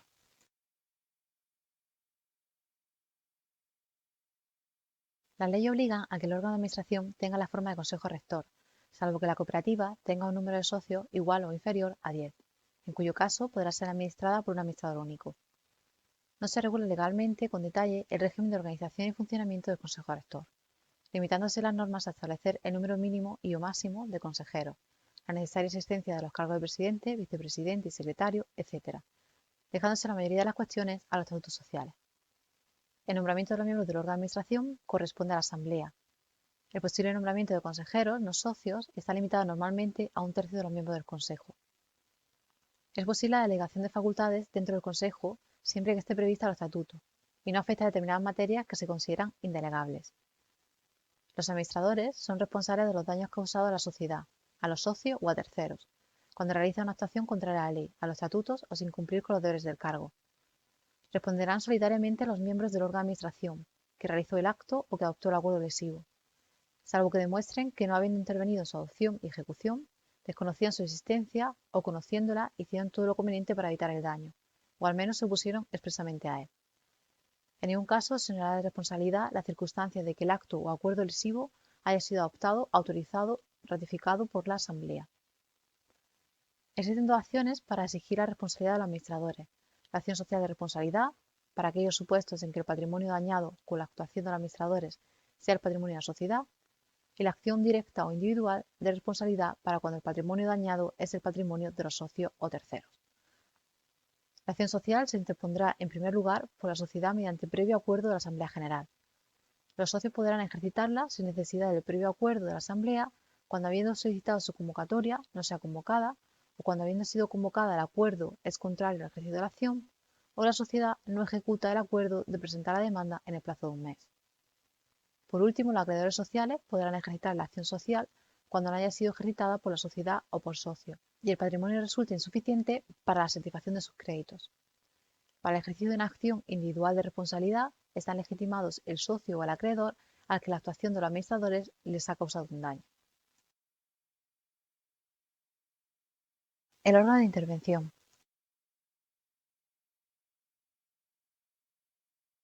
La existencia de un órgano de control y fiscalización de la gestión cooperativa es habitual en el derecho nacional y comparado. Algunas leyes españolas prevén su existencia como obligatoria y otras como voluntaria. La regulación específica para este órgano es muy escasa, aunque también cuenta con disposiciones comunes al Consejo Rector e Intervención, relativas al régimen de retribución, a las incompatibilidades, incapacidades y prohibiciones, a normas sobre conflicto de intereses y a la responsabilidad. Los interventores tienen atribuida la función de fiscalización de la cooperativa, además de competencias en materia de convocatoria de asamblea y cualquier otra prevista en los estatutos. Las leyes no suelen precisar en qué consiste la función de fiscalización, si bien parece limitada a la elaboración de un informe sobre las cuentas anuales. Los interventores serán designados por mayoría de votos de la Asamblea. Aunque la regla general es que deben ser socios, también se admite la elección de expertos independientes como miembros de la intervención, sin que puedan superar la tercera parte del total de sus miembros. La norma no establece un número mínimo de interventores y su número no puede ser superior al de miembros del Consejo Rector. La duración de su mandato será entre 3 y 6 años, pudiendo ser reelegidos. El cargo de interventor no puede ser retribuido, salvo que se trate de expertos independientes. Tiene el mismo régimen de responsabilidad que los administradores, salvo que no responden solidariamente. Otros órganos sociales.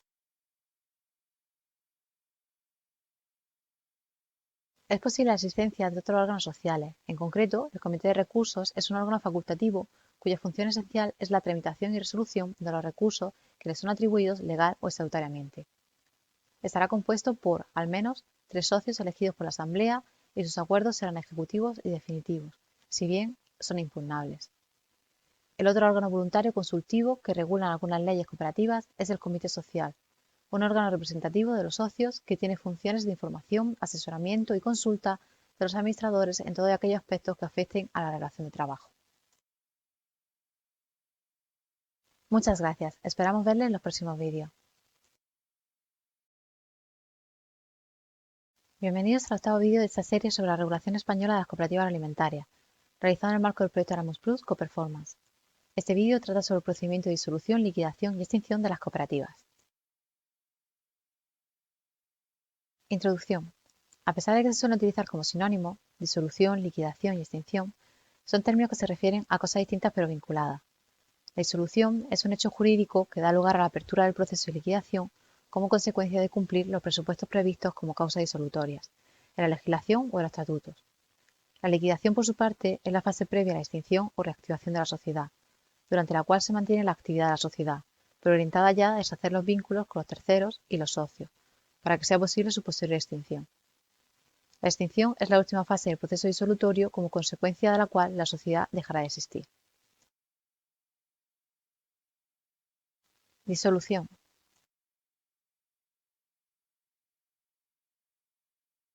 Según su forma de operar, las causas de disolución pueden ser clasificadas en 3 tipos: disolución de pleno derecho, disolución por previa constatación de la Asamblea General y disolución voluntaria.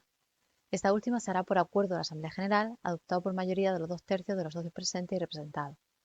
En cambio, el cumplimiento del plazo fijado en los estatutos supone una causa de disolución de pleno derecho, por lo que, una vez transcurrido el término de duración de la sociedad, ésta se disuelve salvo que con anterioridad hubiese sido expresamente prorrogada e inscrita la prórroga en el registro de cooperativas.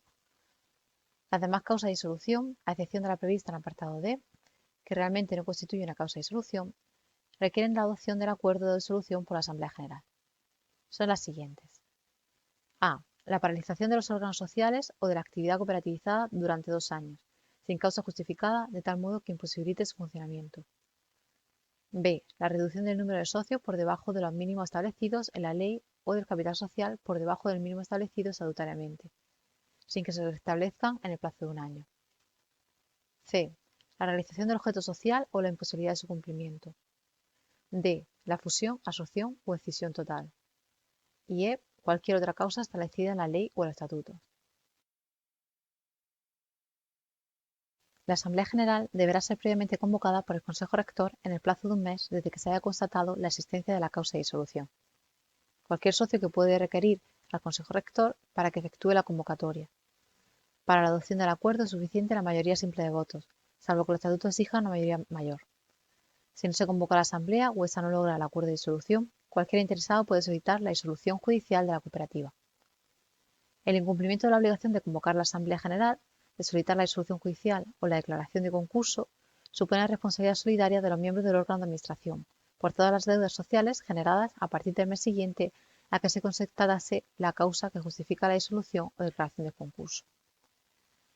El acuerdo de disolución, elevado en escritura pública o, en su caso, la resolución judicial o administrativa, se inscribirá en el registro de cooperativas correspondiente y deberá publicarse en un diario de mayor circulación de la provincia de domicilio social.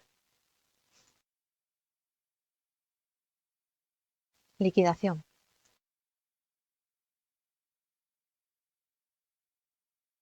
Una vez disuelta la sociedad, se abre el periodo de liquidación, salvo en los supuestos de fusión, absorción o escisión, donde se produce directamente la extinción de las sociedades participantes en la operación. La sociedad cooperativa disuelta conserva su personalidad jurídica mientras se realiza la liquidación, periodo en el cual deberá añadirse la denominación social la expresión en liquidación. Permiten algunas leyes autonómicas que los acuerdos de disolución y liquidación puedan ser adoptados en una misma Asamblea General, debiendo constar tales extremos en el orden del día de la Asamblea. Siempre que además no existan acreedores sociales o que el importe de su deuda haya sido debidamente garantizado y se hayan observado las formalidades previstas en las leyes. Por otra parte, cuando la disolución no sea de pleno derecho y haya cesado la causa que la motivó, existe la posibilidad de que la sociedad en liquidación pueda ser reactivada, siempre que no haya comenzado el reembolso de las aportaciones a los socios. El acuerdo de reactivación debe ser adoptado por la Asamblea General, por una mayoría de 2/3 de votos presentes o representados. Durante la liquidación nos encontramos con ciertas particularidades en el funcionamiento de los órganos sociales. 1. Liquidadores. Con la apertura de la fase de liquidación, los administradores cesan en su cargo y son sustituidos en funciones por los liquidadores. Si los estatutos no han previsto a quién corresponde realizar la tarea de liquidación, la Asamblea General designará entre los socios, en votación secreta y por mayoría de votos, a los liquidadores en número impar. La Asamblea General podrá designar para esta función a personas socias sin que en ningún caso pueda superar 1/3 del total. Tras la designación de los liquidadores, el Consejo Rector suscribirá con aquellos el inventario y balance de la sociedad referidos al día en que inicie la liquidación y antes de que los liquidadores comiencen sus operaciones. En cuanto a su forma de actuación, si los liquidadores son 3 o más, actuarán en forma colegiada y adoptarán los acuerdos por mayoría. Los liquidadores efectuarán todas las operaciones tendentes a la liquidación de la entidad, rindiendo cuentas de la marcha de la liquidación y del balance correspondiente para su aprobación ante la Asamblea General.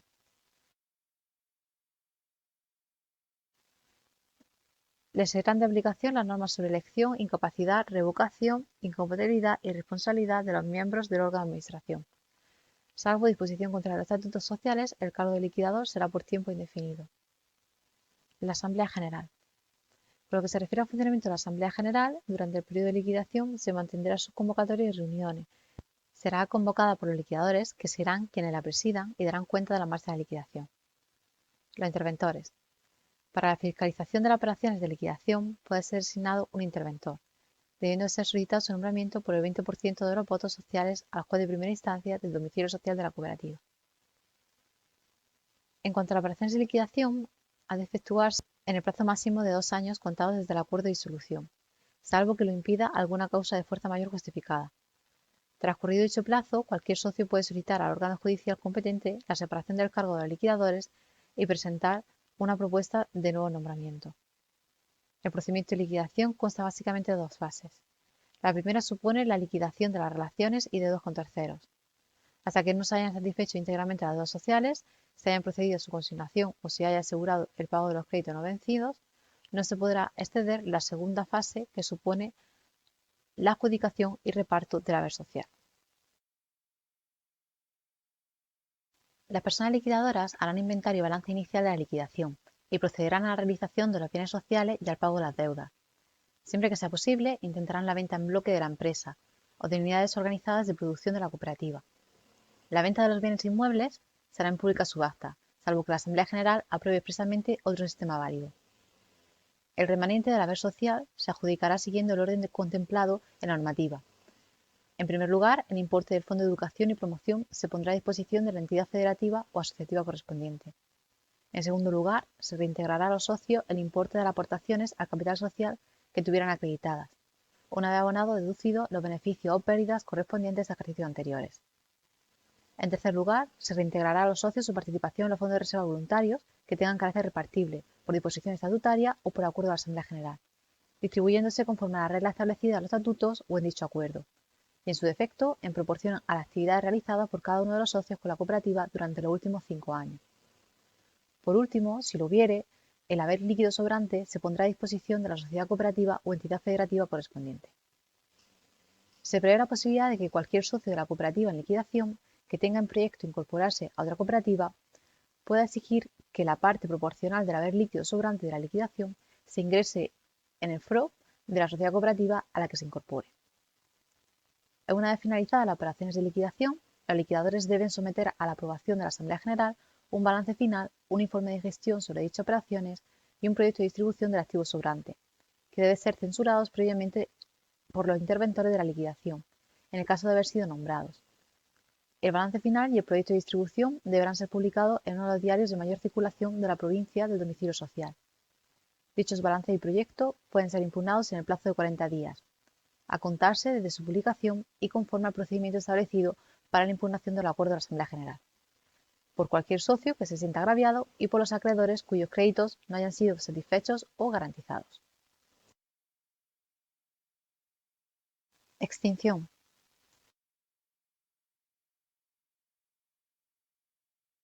Una vez terminada la liquidación, los liquidadores otorgarán en escritura pública de extinción de la sociedad en la que deberá manifestarse que el balance final y el proyecto de distribución del activo han sido aprobados por la Asamblea General y publicados, que ha transcurrido el plazo para la impugnación del acuerdo, sin que se hayan formulado impugnaciones o que ha alcanzado firmeza la sentencia que la hubiera resuelto, y que se ha procedido a la adjudicación de haber social.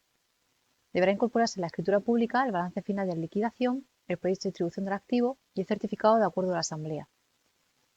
Una vez finalizada la liquidación y la distribución del haber social, los liquidadores deberán solicitar con la escritura la cancelación de los asientos registrales de la sociedad. La escritura se inscribirá en el registro de cooperativas correspondiente, donde deberá depositarse asimismo los libros y documentos relativos a la cooperativa, salvo que los liquidadores asuman el deber de conservación de los mismos.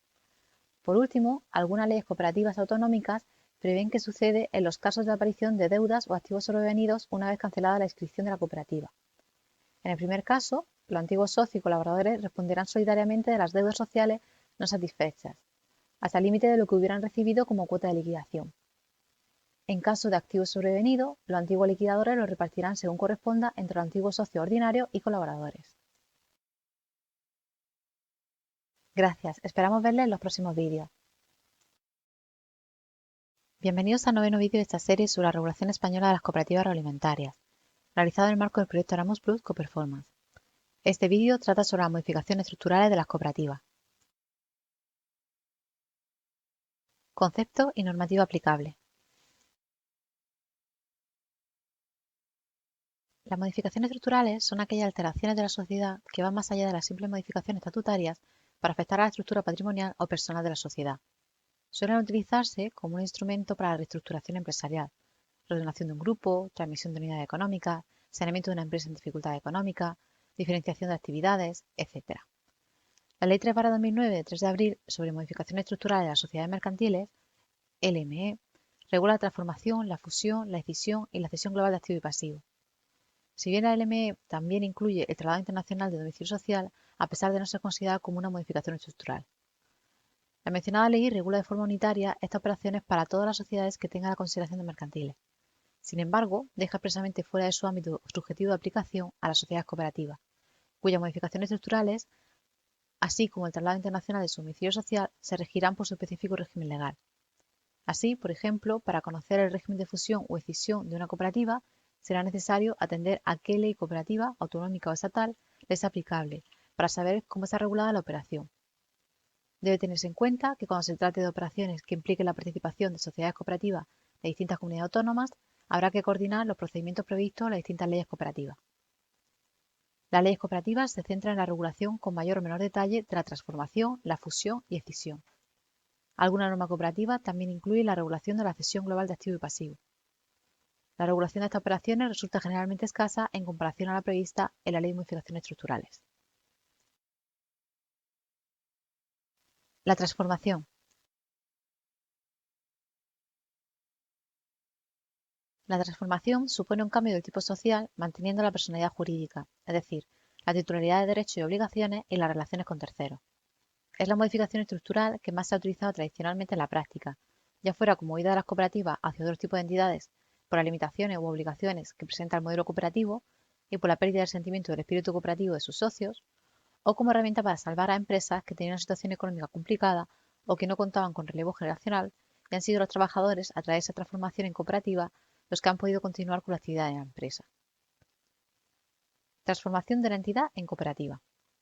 Cualquier asociación o sociedad que no tenga carácter cooperativo y las agrupaciones de interés económico pueden transformarse en una sociedad cooperativa siempre que, en su caso, se cumplan con los requisitos de la legislación sectorial o normativa correspondiente, y que los respectivos miembros de aquellas puedan asumir la posición de cooperadores en relación con el objeto social previsto para la entidad resultante de la transformación. Las leyes cooperativas regulan de forma breve esta operación, ya que en principio se regirá por la normativa propia de cada tipo de sociedad que se transforma, además de serle aplicable las pocas especialidades que las leyes cooperativas prevén. Transformación de una cooperativa. Las sociedades cooperativas pueden transformarse en sociedades civiles o mercantiles de cualquier clase, de acuerdo con la normativa aplicable, sin que en ningún caso se vea afectada la personalidad jurídica de la entidad transformada.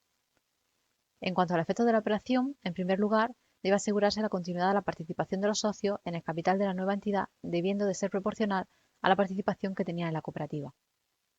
En segundo lugar, el acuerdo de transformación en algún tipo de entidad de cuyas deudas respondan personalmente los socios, tan solo surtirá efectos respecto de los que hayan votado a favor del acuerdo. Y por último, los saldos de los fondos de reserva obligatorio, el fondo de educación y cualesquiera otro fondo o reserva que estatutariamente no sean repartibles entre los socios, recibirán el destino previsto para el caso de liquidación de la cooperativa. En cuanto al procedimiento de transformación, la ley estatal y alguna autonómica remiten a la regulación de la fusión por lo que se refiere a las condiciones de la adopción del acuerdo de transformación por la Asamblea General. En cambio, otras normas como la andaluza sí que regulan con cierto detalle la adopción del acuerdo de transformación y todo lo relacionado con él. La fusión.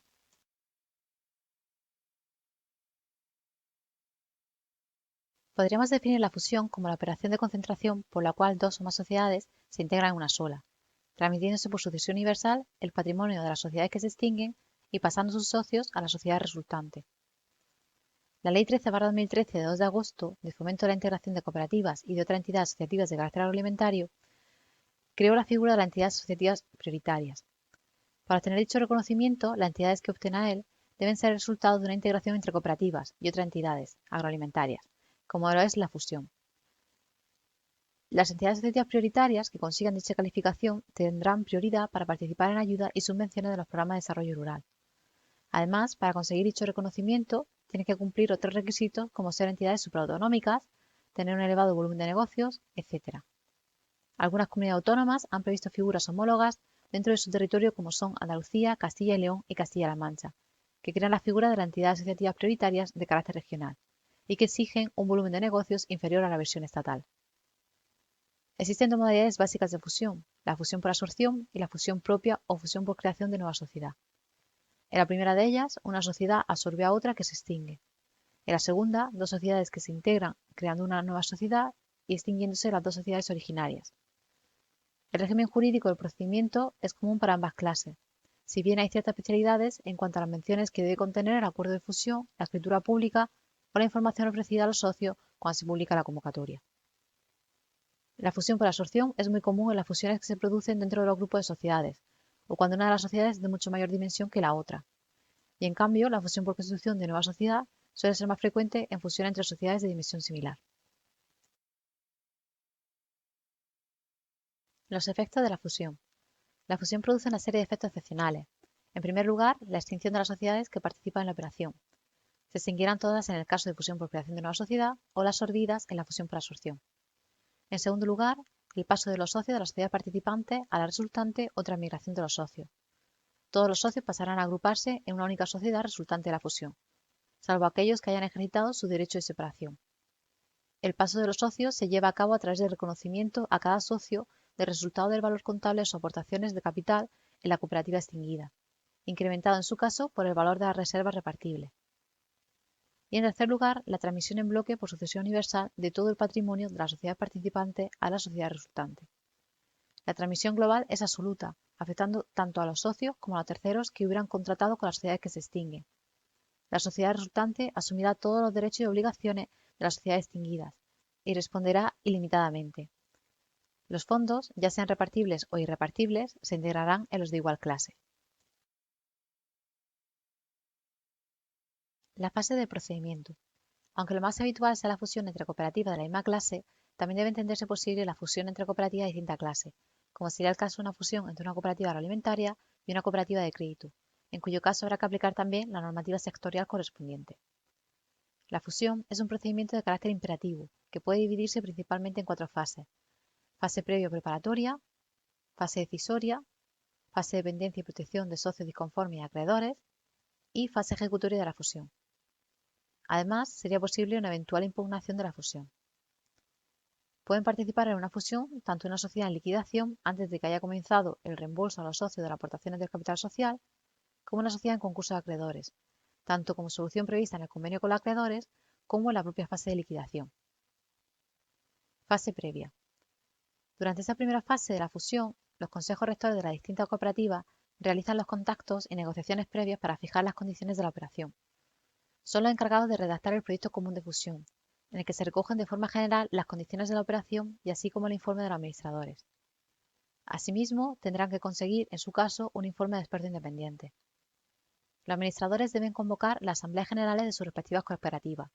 La convocatoria sirve para poner a disposición del socio en el domicilio social la información necesaria sobre la fusión e incluso pedir su envío o entrega gratuitos. Las leyes cooperativas establecen cuáles son los documentos que se han de facilitar a los socios. Fase decisoria.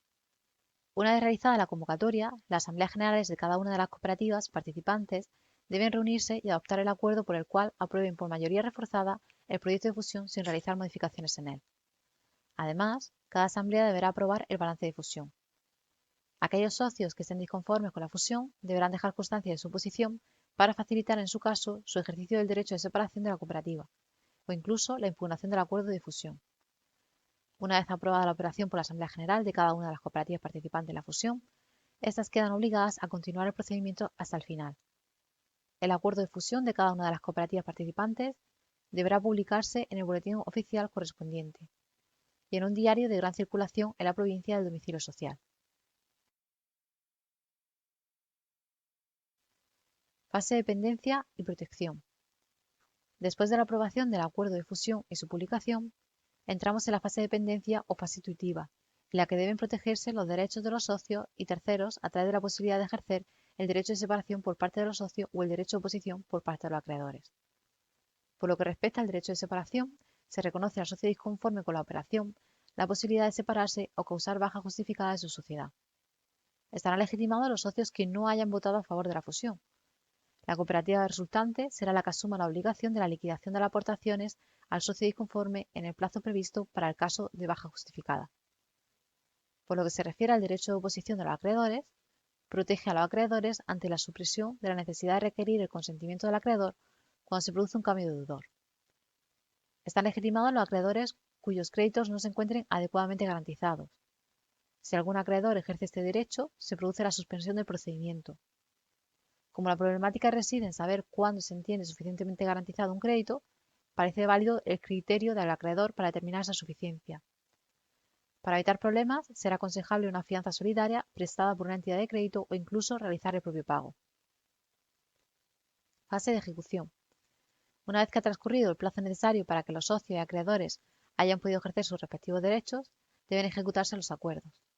Para ello, los acuerdos de fusión adoptados por las asambleas generales de las cooperativas participantes deben elevarse a la escritura pública única e inscribirse en el registro correspondiente. Con la inscripción se producen los efectos de la fusión. Y por último, impugnación. Por lo que se refiere a la posibilidad de impugnar la fusión, ninguna ley cooperativa prevé un régimen de impugnación específico para la fusión, como sí sucede en el caso del artículo 47 de la Ley de Modificaciones Estructurales. Sin embargo, debe entenderse que en todos los casos es posible la impugnación de la operación atendiendo al régimen general de impugnación de los acuerdos sociales, como prevé la ley andaluza.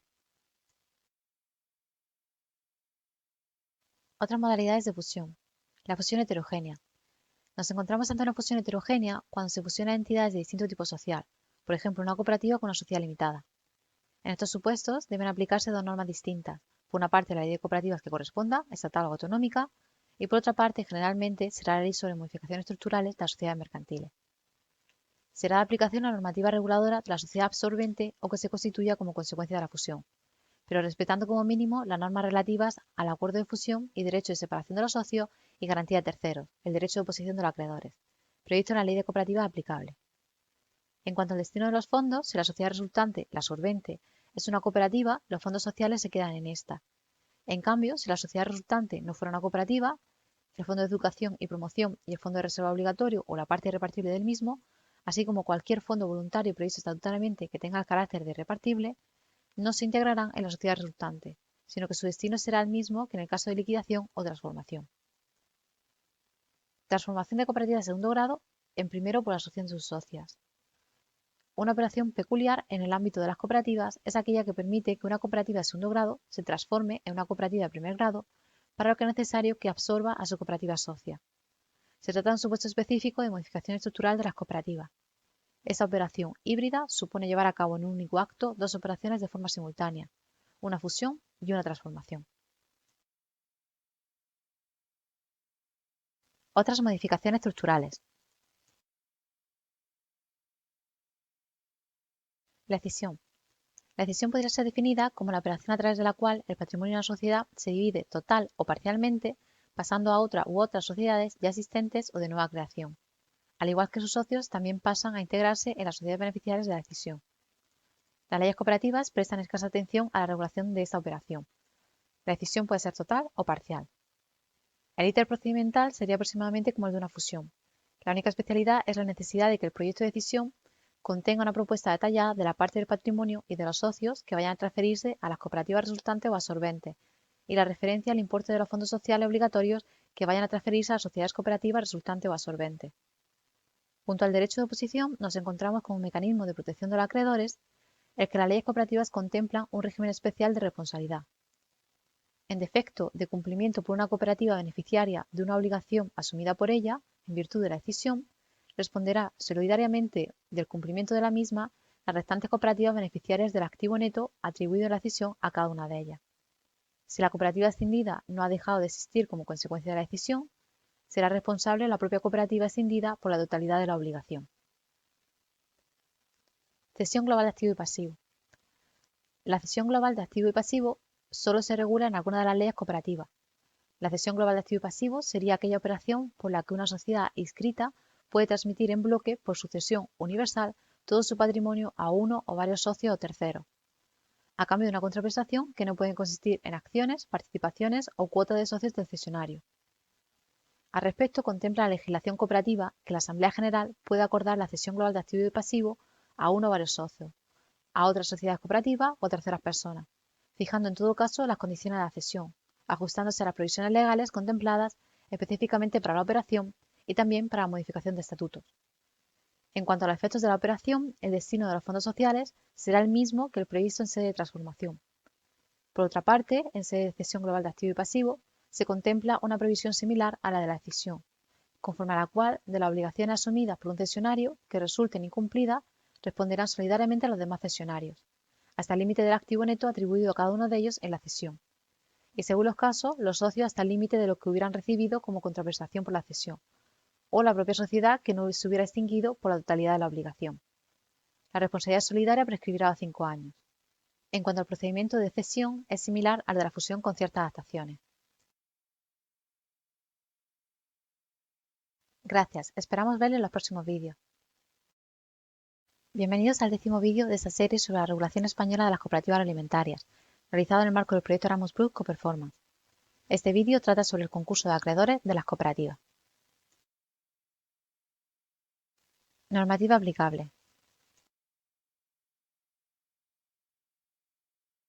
Las particularidades previstas sobre el concurso de cooperativa en su propia normativa reguladora y en la legislación concursal, por el Real Decreto Legislativo 1/2020 de 5 de mayo, por el que se aprueba el texto refundido de la ley concursal, son muy escasas. Esto no significa que las cooperativas no las presenten en la práctica por su especial naturaleza y su relación con los socios, simplemente carecen de una regulación expresa. Presupuestos del concurso. Los presupuestos del concurso son dos. En cuanto al presupuesto subjetivo, la declaración de concurso procede respecto de cualquier deudor, sea persona natural o jurídica, quedando excluidas las entidades que integran la organización territorial del Estado, los organismos públicos y demás entes de derecho público que no podrán ser declarados en concurso. Por lo que se refiere al presupuesto objetivo, para que una cooperativa sea declarada en concurso de acreedores, será necesario que como deudor se encuentre en situación de insolvencia. La insolvencia puede ser actual, el deudor no puede cumplir regularmente sus obligaciones exigibles, o inminente, el deudor prevé que no podrá cumplir regular y puntualmente sus obligaciones. Para determinar la existencia de esa insolvencia, aquí nos encontramos con un especial problema relacionado con las cooperativas, por la posible consideración que se haga de la aportación al capital social de los socios como recurso propio o ajeno y también por la existencia de sus fondos obligatorios. Por tanto, las sociedades cooperativas que se encuentren en estado de insolvencia pueden ser declaradas en concurso de acreedores, siéndole aplicable la ley concursal. Solicitud del concurso. En principio, las personas obligadas a solicitar la declaración del concurso de acreedores de la sociedad cooperativa serán sus administradores, dentro de los 2 meses siguientes a la fecha en que hubieran conocido o debido conocer el estado de insolvencia actual de la misma. El concurso se presumirá culpable ante el incumplimiento de este deber y ante el incumplimiento del deber de colaboración con el juez del concurso y la administración concursal. Como consecuencia, se podrá condenar con o sin solidaridad a la cobertura total o parcial del déficit a los administradores, liquidadores o directores generales de la cooperativa cuando su conducta hubiera agravado el estado de insolvencia de la entidad. Por lo que se refiere a la legitimación para solicitar la declaración de concurso por parte de los socios, en principio no serán legitimados, salvo que estatutariamente se haya previsto su responsabilidad personal por las deudas sociales. Causa de disolución.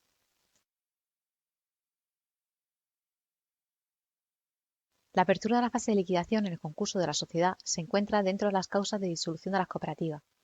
No basta con la mera declaración del concurso para que la sociedad entre en disolución, sino que hasta que la fase de liquidación no se abra, esta no se producirá. Especialidades de las cooperativas en concurso. La aplicación del procedimiento concursal a las sociedades cooperativas afecta a determinados aspectos como la variabilidad de su capital social por el principio de puertas abiertas, las diferentes clases de aportación al capital social y su remuneración, las especificidades de sus fondos de reserva y su dotación, la formación de resultados y su distribución, o en la participación de los socios en los flujos económicos financieros de la cooperativa. En cuanto a los fondos sociales, las sociedades cooperativas cuentan con la particularidad de que su normativa reguladora exige la dotación de una serie de fondos sociales que en principio tienen el carácter de irrepartible, como son el Fondo de Reserva Obligatorio y el Fondo de Educación y Promoción. El FRO está destinado a la consolidación, desarrollo y garantía de la cooperativa. En cambio, el FEP, que tiene como finalidad la formación y educación de los socios y trabajadores, la difusión del cooperativismo o la promoción cultural, profesional y asistencial del entorno local o de la comunidad, etc., tiene carácter de inembargable e irrepartible entre los socios, incluso en el caso de liquidación de la cooperativa, y sus dotaciones deben figurar en el pasivo del balance con separación de otras partidas.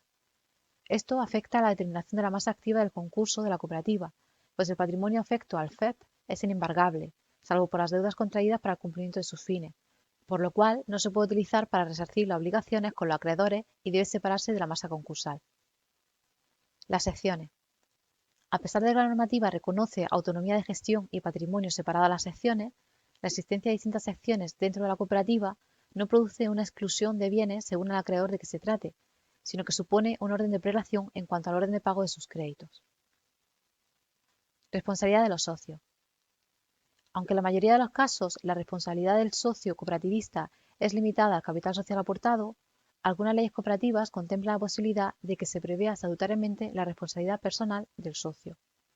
Si la responsabilidad del socio no fuera limitada, la garantía de los acreedores de la cooperativa sería mayor, pues contaría con la responsabilidad personal del socio, que sería subsidiaria con respecto a la de la propia cooperativa y mancomunada respecto a los demás socios.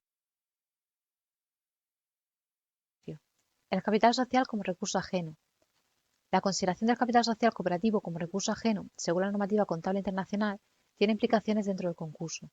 No obstante, la normativa cooperativa permite tanto la aportación al capital social con derecho de reembolso en caso de baja, en principio parecerían asimilables a un acreedor, pues las aportaciones son consideradas como pasivo, como las aportaciones con naturaleza de patrimonio neto. Sus titulares son considerados como propietarios. Sin embargo, con independencia de su carácter reembolsable o no, la aportación al capital siguen siendo partes del capital social y responderán de las deudas sociales, siéndole imputable a las pérdidas de la cooperativa. Titularidad de los fondos y bienes aportados por los socios. En cuanto a la titularidad de los fondos y bienes aportados por los socios para el desarrollo de la actividad cooperativizada, debemos diferenciar distintos supuestos. En algunos casos, se tratará de aportaciones sociales en especie y en otras ocasiones los derechos de uso y aprovechamiento cedidos por los socios, por ejemplo, en las cooperativas de explotación comunitaria de la tierra. En este último caso, como solo se ceden por los socios para que sean gestionados por la cooperativa, debe entenderse que la propiedad sigue siendo del socio, por lo que deben separarse de la masa activa.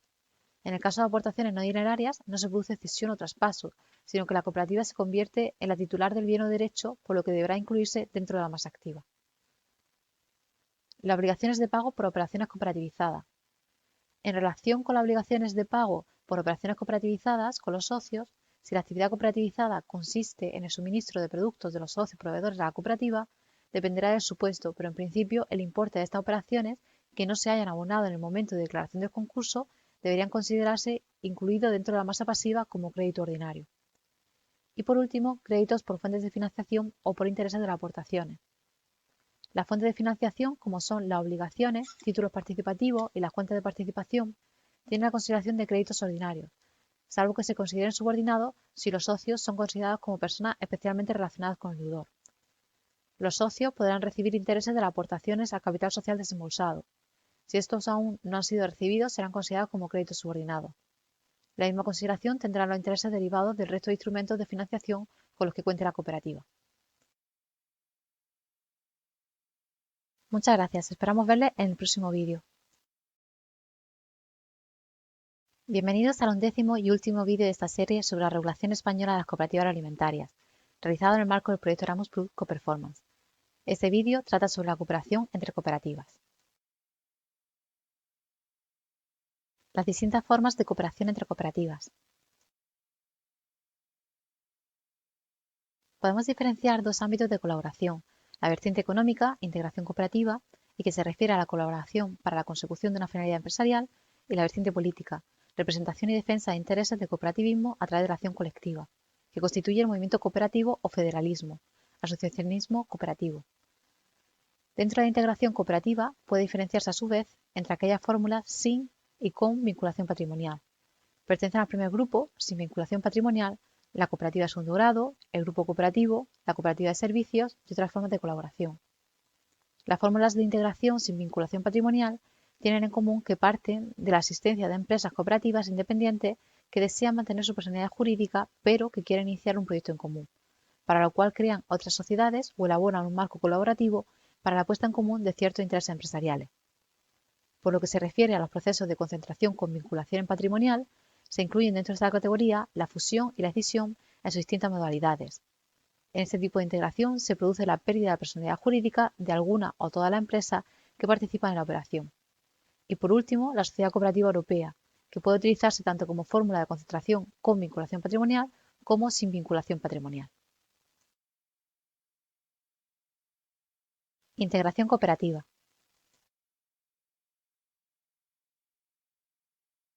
La fusión. La fusión es aquel proceso por el cual dos o más sociedades que se extinguen, todas ellas o algunas, se integran en una única sociedad mediante la transmisión en bloque de su patrimonio y la incorporación de los socios a la sociedad resultante, que puede ser de nueva creación o una de las sociedades que se fusiona. La fusión ha tenido una escasa utilización en el ámbito de las cooperativas, hasta hace poco tiempo, donde ha predominado la constitución de cooperativas de segundo grado. Sin embargo, es uno de los procedimientos de modificación estructural que más se emplea en los últimos años, y el pronóstico es que vaya en aumento. La Sociedad Cooperativa Europea. La Sociedad Cooperativa Europea se encuentra regulada en el Reglamento Comunitario número 1435/2003 del Consejo, de 22 de junio de 2003. Para regular las particularidades de esta figura, cuando se encuentra domiciliada en España, se aprobó la Ley 3/2011 de 4 de marzo, por la que se regula la Sociedad Cooperativa Europea con domicilio en España, y la Ley 31/2006 de 18 de octubre, sobre implicación de los trabajadores en las sociedades anónimas y cooperativas europeas. La complejidad del sistema de fuentes es uno de los grandes problemas e inconvenientes que presenta esta figura. Se trata de una sociedad mutualista constituida para satisfacer las necesidades de sus socios o el desarrollo de sus actividades económicas o sociales y que puede operar con terceros si los estatutos lo permiten. Se basa en los principios cooperativos de gestión democrática, adhesión voluntaria y abierta, participación de los socios en los resultados de su actividad, etc.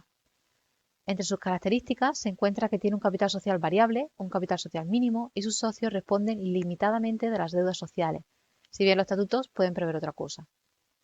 En la medida en que entre sus formas de constitución la Sociedad Cooperativa Europea puede ser constituida por cooperativas u otras personas jurídicas, resultando así que la sociedad cooperativa sea una cooperativa de segundo grado, o que la Sociedad Cooperativa Europea sea constituida mediante fusión de dos o más cooperativas de diferentes Estados miembros, se entiende que la Sociedad Cooperativa Europea puede ser incluida dentro de los fenómenos de concentración empresarial, teniendo carácter transfronterizo, al exigir el Reglamento de Sociedad Cooperativa Europea la concurrencia de socios o sociedades de diferentes Estados miembros de la Unión Europea. Las cooperativas de segundo o ulterior grado. Son sociedades cooperativas de segundo o ulterior grado las que agrupan al menos a dos sociedades cooperativas de grado inmediatamente inferior para el cumplimiento y desarrollo de fines comunes de orden económico. La cooperativa de segundo y ulterior grado ha constituido el instrumento esencial de integración económica para las cooperativas españolas. Las cooperativas de segundo grado presentan ciertas ventajas frente a otras fórmulas de integración. Permiten concentrar y completar la oferta comercial de los productos producidos por las sociedades de base. Se pueden canalizar las compras en común de los distintos tipos de suministros e insumos. Se pueden iniciar nuevos servicios o nuevas áreas de negocio. Se pueden unificar procesos, herramientas de gestión, abaratar costes de administración, etc., lo cual incidirá sobre la mejora de la gestión de las sociedades integradas, el acceso a mayor financiación, etc. Pero es más, el éxito de esta fórmula se debe a que permite conservar la independencia de las sociedades cooperativas participantes. Su funcionamiento es sencillo, pues su régimen jurídico es muy similar a las cooperativas de primer grado y supone un menor nivel de compromiso. Es flexible, se encuentra regulada en todas las leyes cooperativas, permite respetar los principios cooperativos, etc. Los grupos cooperativos.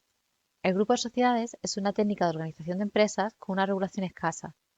Los grupos empresariales pueden constituirse por razones de diversa índole, económica, financiera o directiva. Sus características principales son la ausencia de personalidad jurídica, la independencia y autonomía jurídica, no económica, de las sociedades que integran el grupo y su vertebración mediante la dirección unitaria ejercida por la sociedad dominante. Los grupos pueden clasificarse teniendo en cuenta muchos factores, pero la clasificación principal es la que distingue entre grupos por subordinación y grupos por coordinación. Los grupos por subordinación tienen una estructura jerárquica de dependencia. En ellos, la sociedad dominante ejerce la dirección del grupo porque ha realizado la toma de control mediante diferentes técnicas societarias. Los principios de gestión democrática por los socios y autonomía e independencia dificultan que las cooperativas puedan participar en un grupo por subordinación como sociedad dominada. Sin embargo, sí puede darse la situación inversa, es decir, que la sociedad dominante sea una cooperativa y las dependientes sociedades no cooperativas. En cambio, en el grupo cooperativo impropio, grupo paritario o por coordinación, la dirección unitaria es el resultado de un acuerdo entre las sociedades agrupadas y no es el fruto de la imposición de una sociedad sobre otras, siendo las propias entidades que forman el grupo las que deciden de forma conjunta el funcionamiento del mismo. En este modelo de grupo, sus miembros, que habrán de ser sociedades cooperativas en su mayoría, se articulan en un plano de igualdad, funcionando sobre la base de un principio de coordinación. La gestión del grupo puede conseguirse mediante la constitución de un órgano o una sociedad a la que se le atribuya el ejercicio de la misma o la creación de otros vínculos. Un grupo cooperativo está formado por varias sociedades cooperativas, en el que existe una cabeza de grupo que ejercita facultades o emite instrucciones de obligado cumplimiento para las cooperativas agrupadas, y conlleva una unidad de decisión en el ámbito de dichas facultades. Las entidades que formen parte del grupo paritario deben prestar su consentimiento a la política general del mismo y pueden oponerse a ella si no se adecúa a sus intereses. El instrumento jurídico idóneo para formar un grupo por coordinación es el contrato de organización, siendo competencia exclusiva de las Asambleas Generales la adopción de dicho acuerdo. Otras fórmulas de colaboración económica. Las leyes cooperativas prevén otras vías de colaboración económica con menor vinculación.